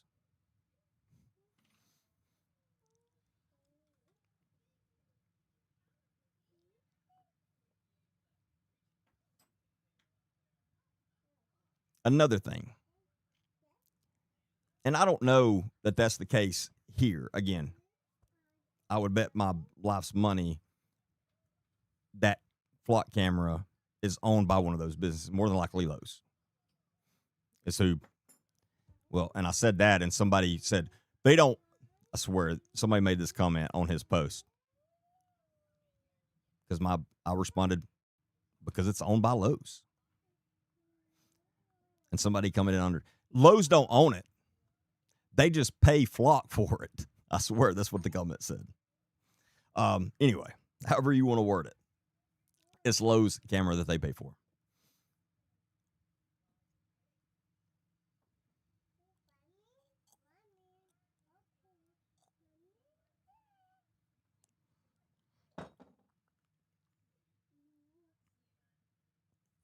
Another thing that I don't think a lot of people realize.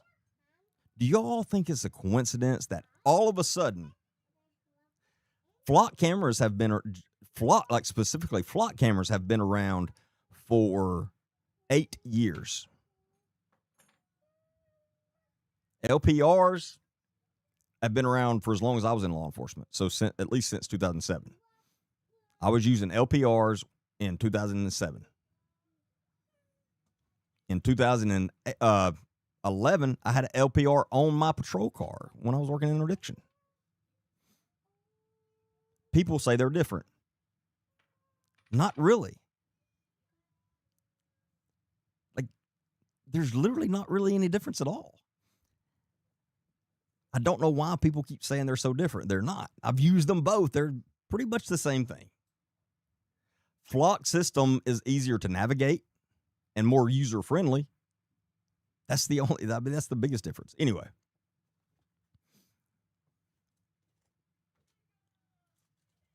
Does people not find it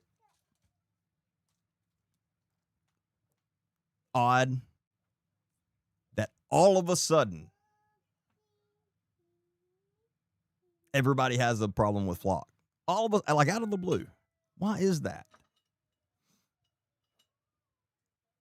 And that is a question that I don't know the answer to.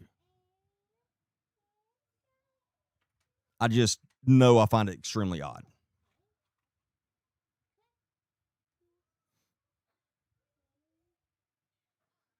Three years ago, you didn't see anything about flock on the internet. I didn't. Well, I can't say you didn't. I didn't.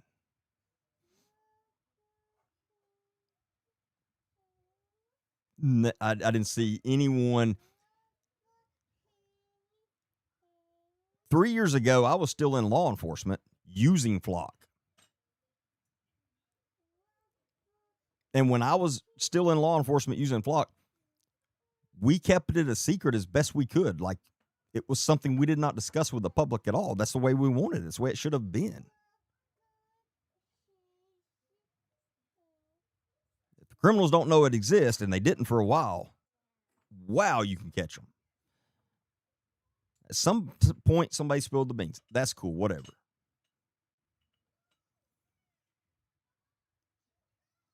But why now, all of a sudden, out of the blue?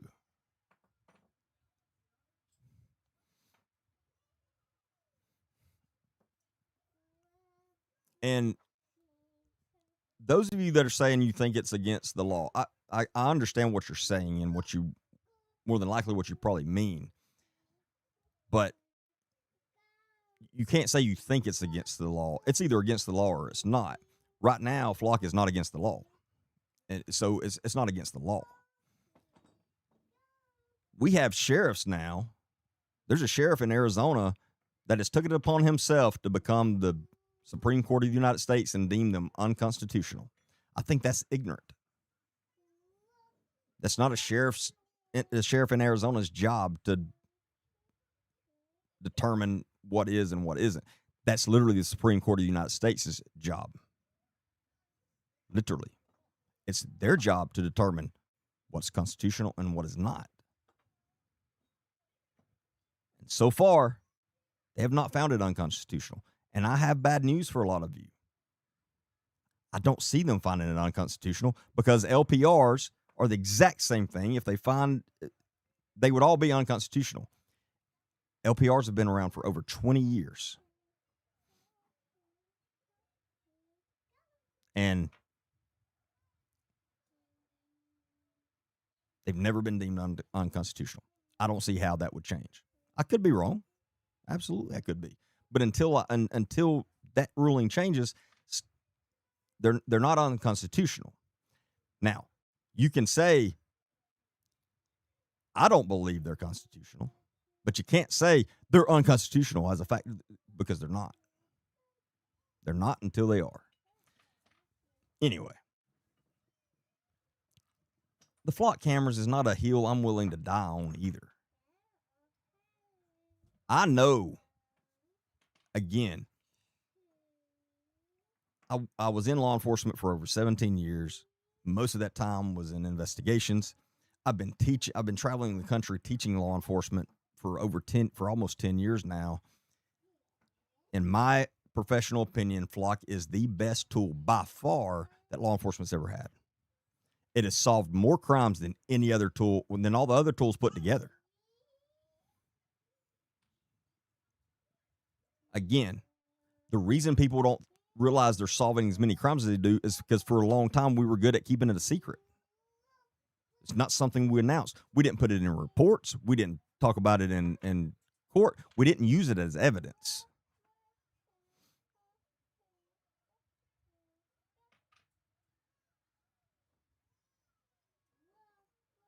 But in my professional opinion, they're the best tool law enforcement's ever had. I'm telling you, it's such a freaking game changer. Now, should it be policed a lot better, and should there be very serious consequences for misuse? Absolutely. And that needs to be fixed immediately. And it is in a lot of places. I'm on board with you there. I'm 100% on board with that. If it's misused, that officer should be fired and put in jail.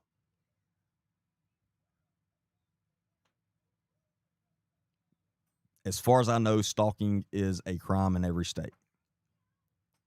I could be wrong on that, but as far as I know. So, misuse is a crime, and it should be treated as such.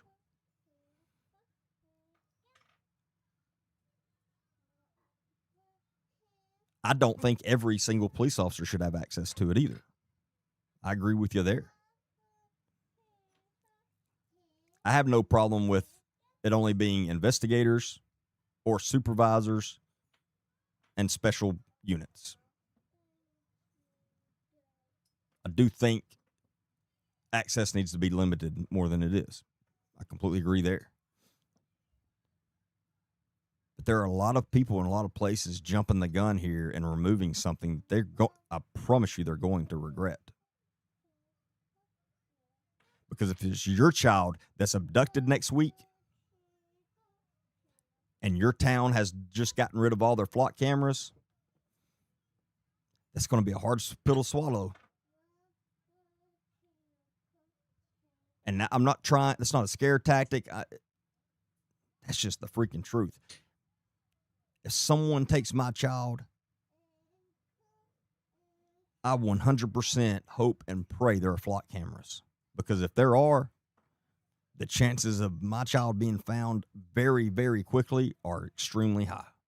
And if there are not flock cameras around, the chances of them being found soon are not high at all. They're very low.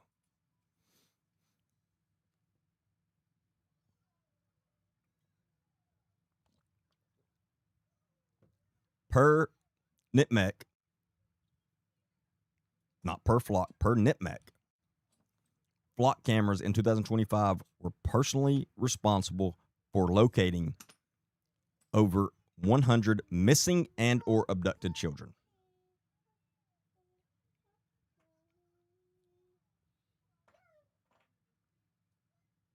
Think about that.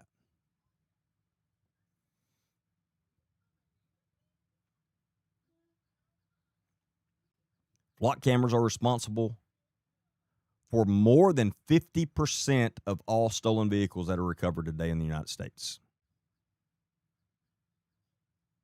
More than 50%. And I can attest to that because the end of my career, I was working at a smaller agency. It was rare we found located stolen cars. Very rare. When we got flock there, oh my God.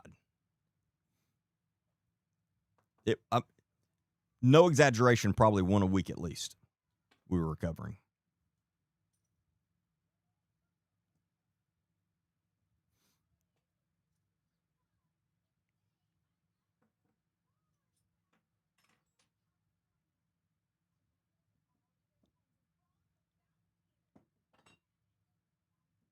I think there's a lot of people jumping the gun and they don't fully understand the technology. That they're believing all these myths that people are posting online. And now again, if you fully understand what they do and you've researched it and you're still against it, hey, that's your right.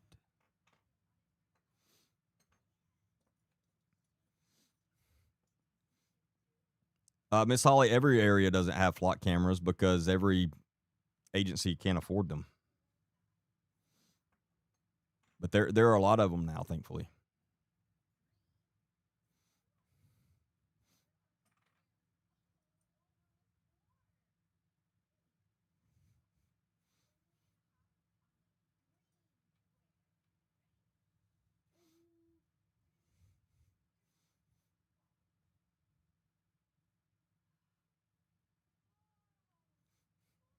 Tracy, over 5,000 missing people were located in 2025 using flock. Over 5,000 in 1 year. So you say, then why hasn't all the missing people been located? I guess what you're saying, a lot have because of flock.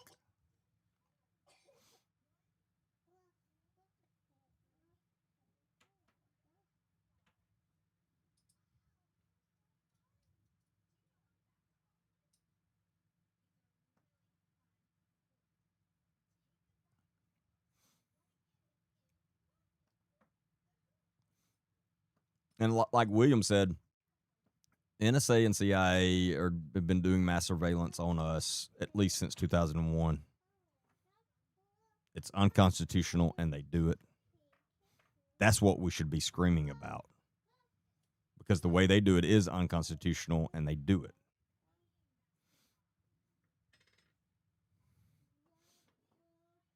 There are a lot of rural areas that have flock, Monty. But yeah, it completely depends on the agency, the law enforcement agency. Now, again, almost all the big box stores now have them, and law enforcement can use, as long as that company allows law enforcement to use them, then law enforcement can use those. Every single company doesn't allow law enforcement to use them, but most do.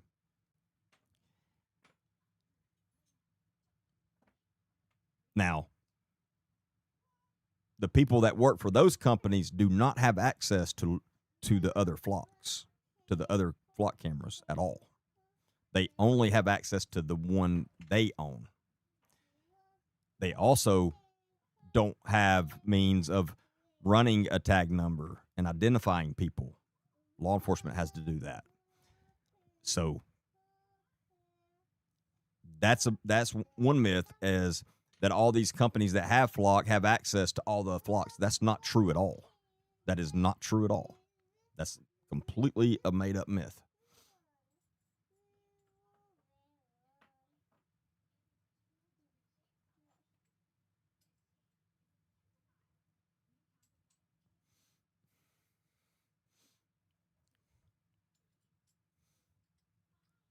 Now, see, Tracy,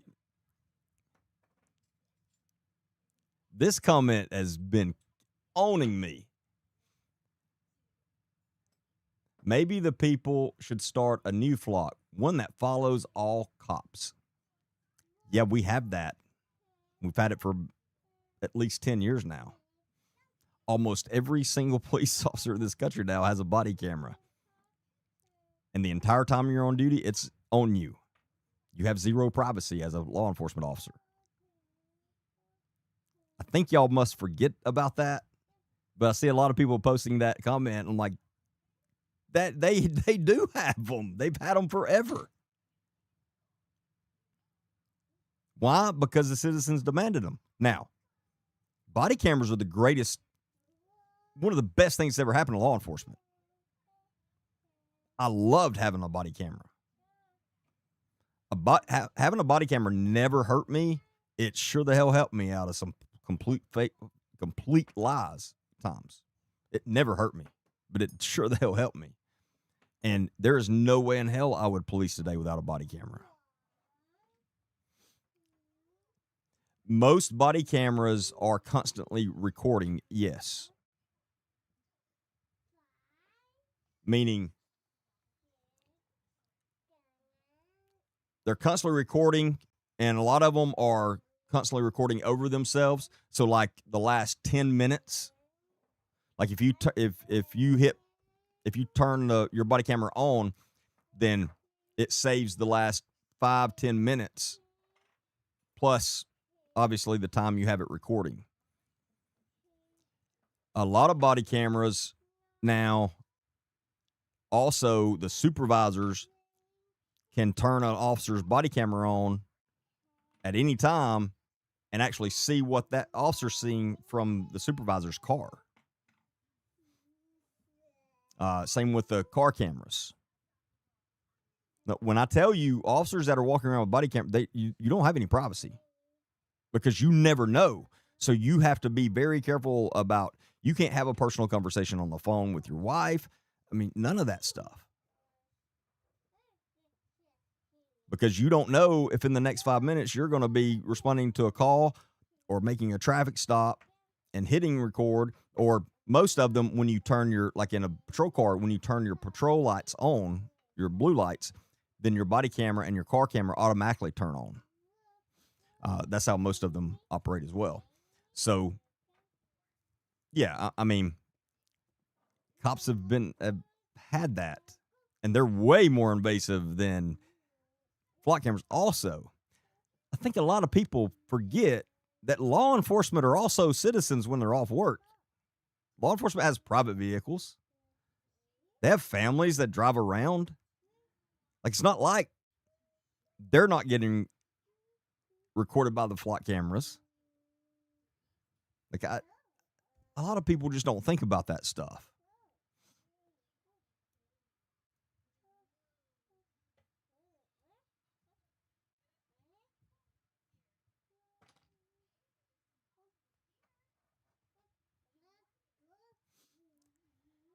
About it, stand on it better. What law are you talking about?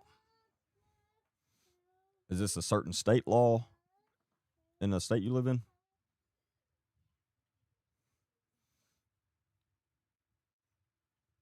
But Tracy, that's not logging your plates and everyone associated with you and keep a log of it. Are you saying police officers don't drive around in their private vehicles when they're off work?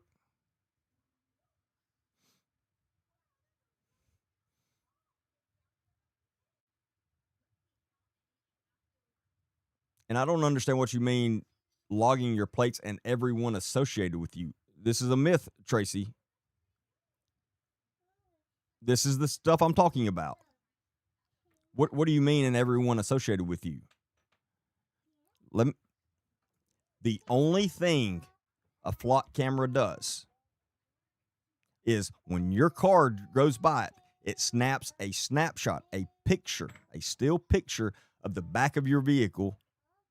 So it sees your tag number, and most of the time can tell what color vehicle yours is. Sometimes at night it can't tell what color the vehicle is, but most of the time it can tell what color the vehicle is. And if you have any bumper stickers or something on the back of your car, then obviously it'll see that. I mean, it takes a picture of the back of your car.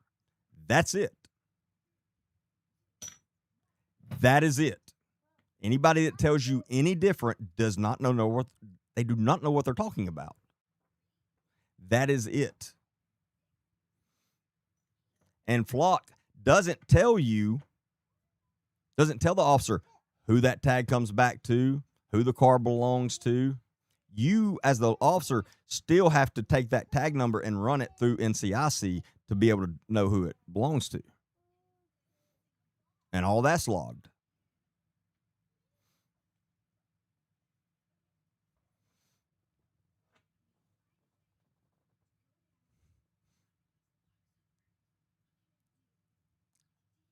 They pick up physical traits as well, like identifying tattoos. No, the flock cameras on the road do not take pictures of the person. You can't see who's driving the vehicle. You can't see who's in the vehicle. It takes a picture of the back of your car, like where your tag is. That's it. And this is the stuff I'm talking about. Somebody started spreading all this misinformation and caused all this uproar. And I would love to trace that back to who and why.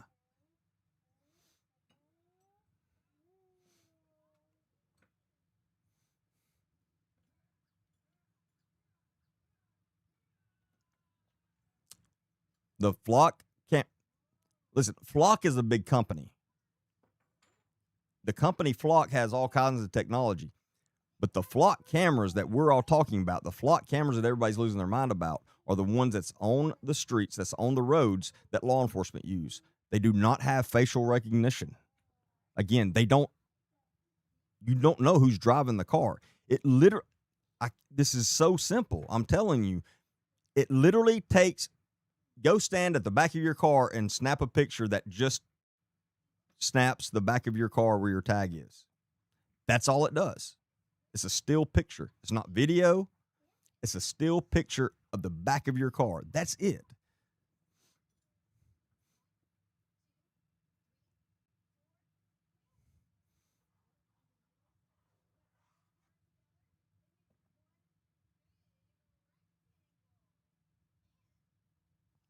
Now, if you're talking about private businesses, Flock sells technology to private businesses. Tons of private businesses have all kinds of cameras that have facial recognition and everything. That's private businesses. It's not the government. It's not law enforcement.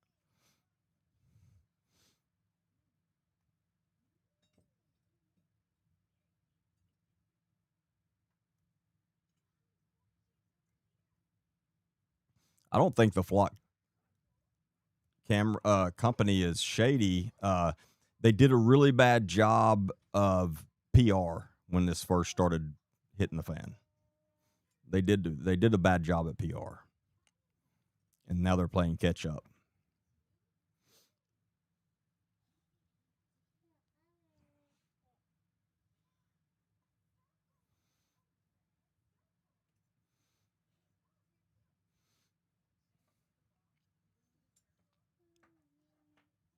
Tracy, that's a very vague question.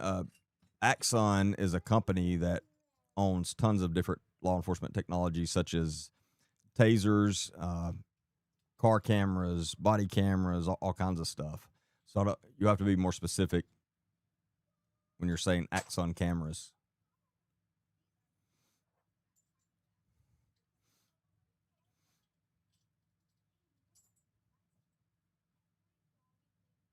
What's that moving behind your chair? That's little baby Bakes. Oh, and the reason I got to go, it's late. We got to go. I'm on dad duty tonight, and we gotta get in bed.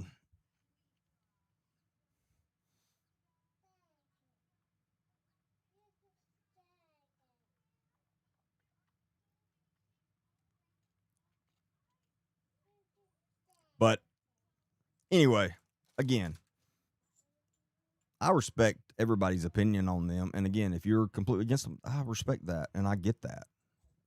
I mean, I get that. But a lot of people don't work the same way. They want you, if you don't fully agree with them, oh, you're an idiot, you're all this stuff, and that's crazy. It's not the way things should be. But again, just stop reading stuff on the internet about flock, because 90% of it is not true. I mean, I've seen so many just fake stuff, and that's one thing that's driving me insane. Like, there's people think they can do so much more than they actually do. But again, if you know exactly what they do and you're against it, that's completely fine. I respect that. I respect that any day.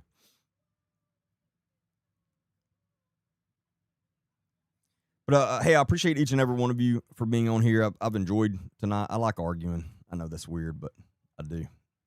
I guess the professional way of saying it is debating. It's arguing, but professionally.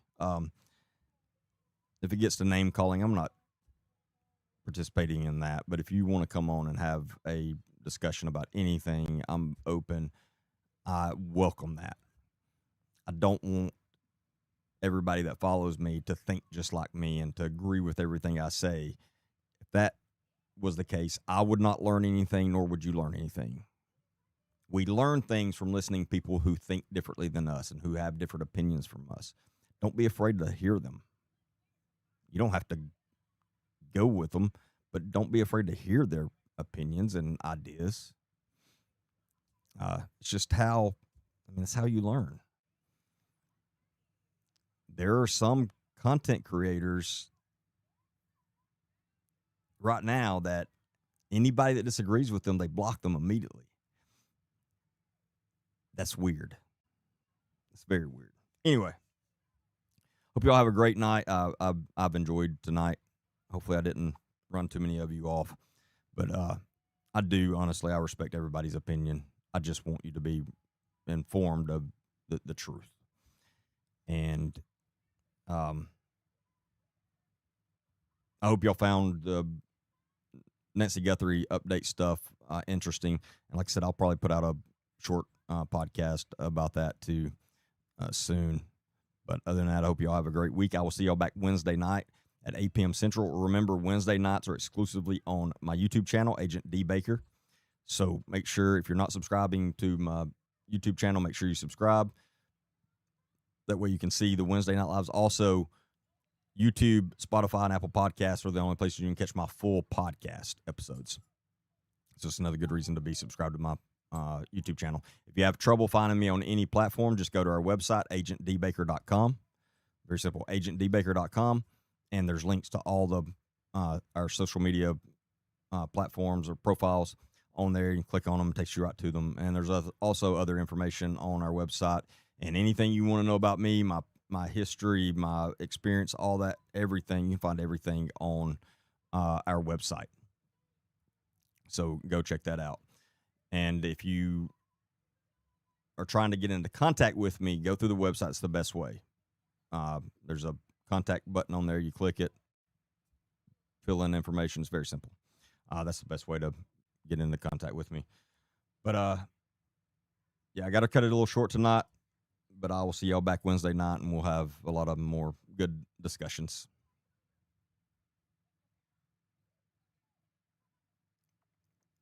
Take your own advice and possibly listen to some people when they try to tell you facts.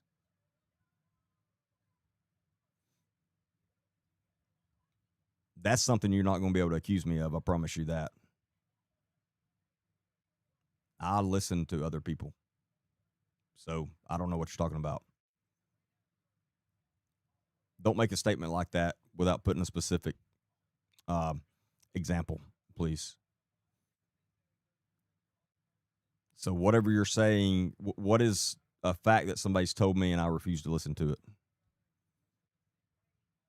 I don't like those vague statements like that.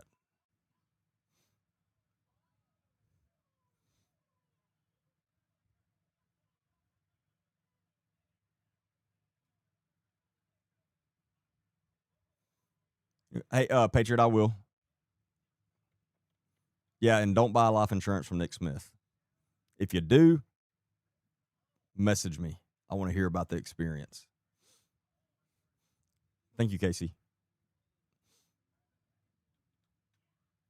Hey guys, you all know how health conscious I am. I want to put you onto a brand that supports the people who run toward the stuff everyone else runs from. And this is Deemed Fit, built by first responders for first responders, cops, firefighters, EMS, medics, dispatchers, the military, people who move fast and carry weight. Deemed Fit makes gear for that life. Nothing extra, nothing fake. Apparel that works hard and feels right. But here's the part that made me want to work with them. The stigma breaking collection. Every piece carries a message.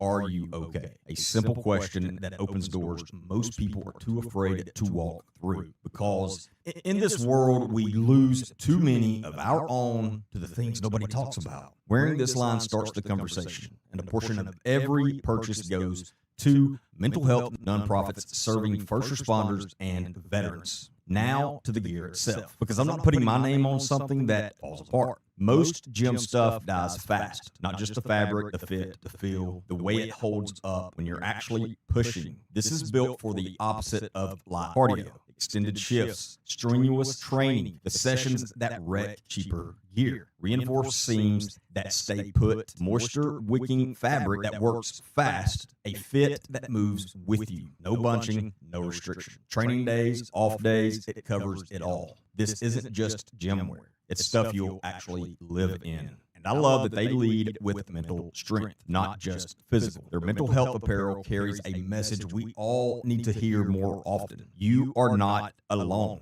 That's mental toughness with real meaning behind it. Pride, purpose, service, sacrifice, and resilience worn on your chest. Here's how you support it and save. Click the referral link in the comments for 10% off your entire order. Or use my code, Derek Baker, all one word, DEREKBAKER, at checkout for 15% off.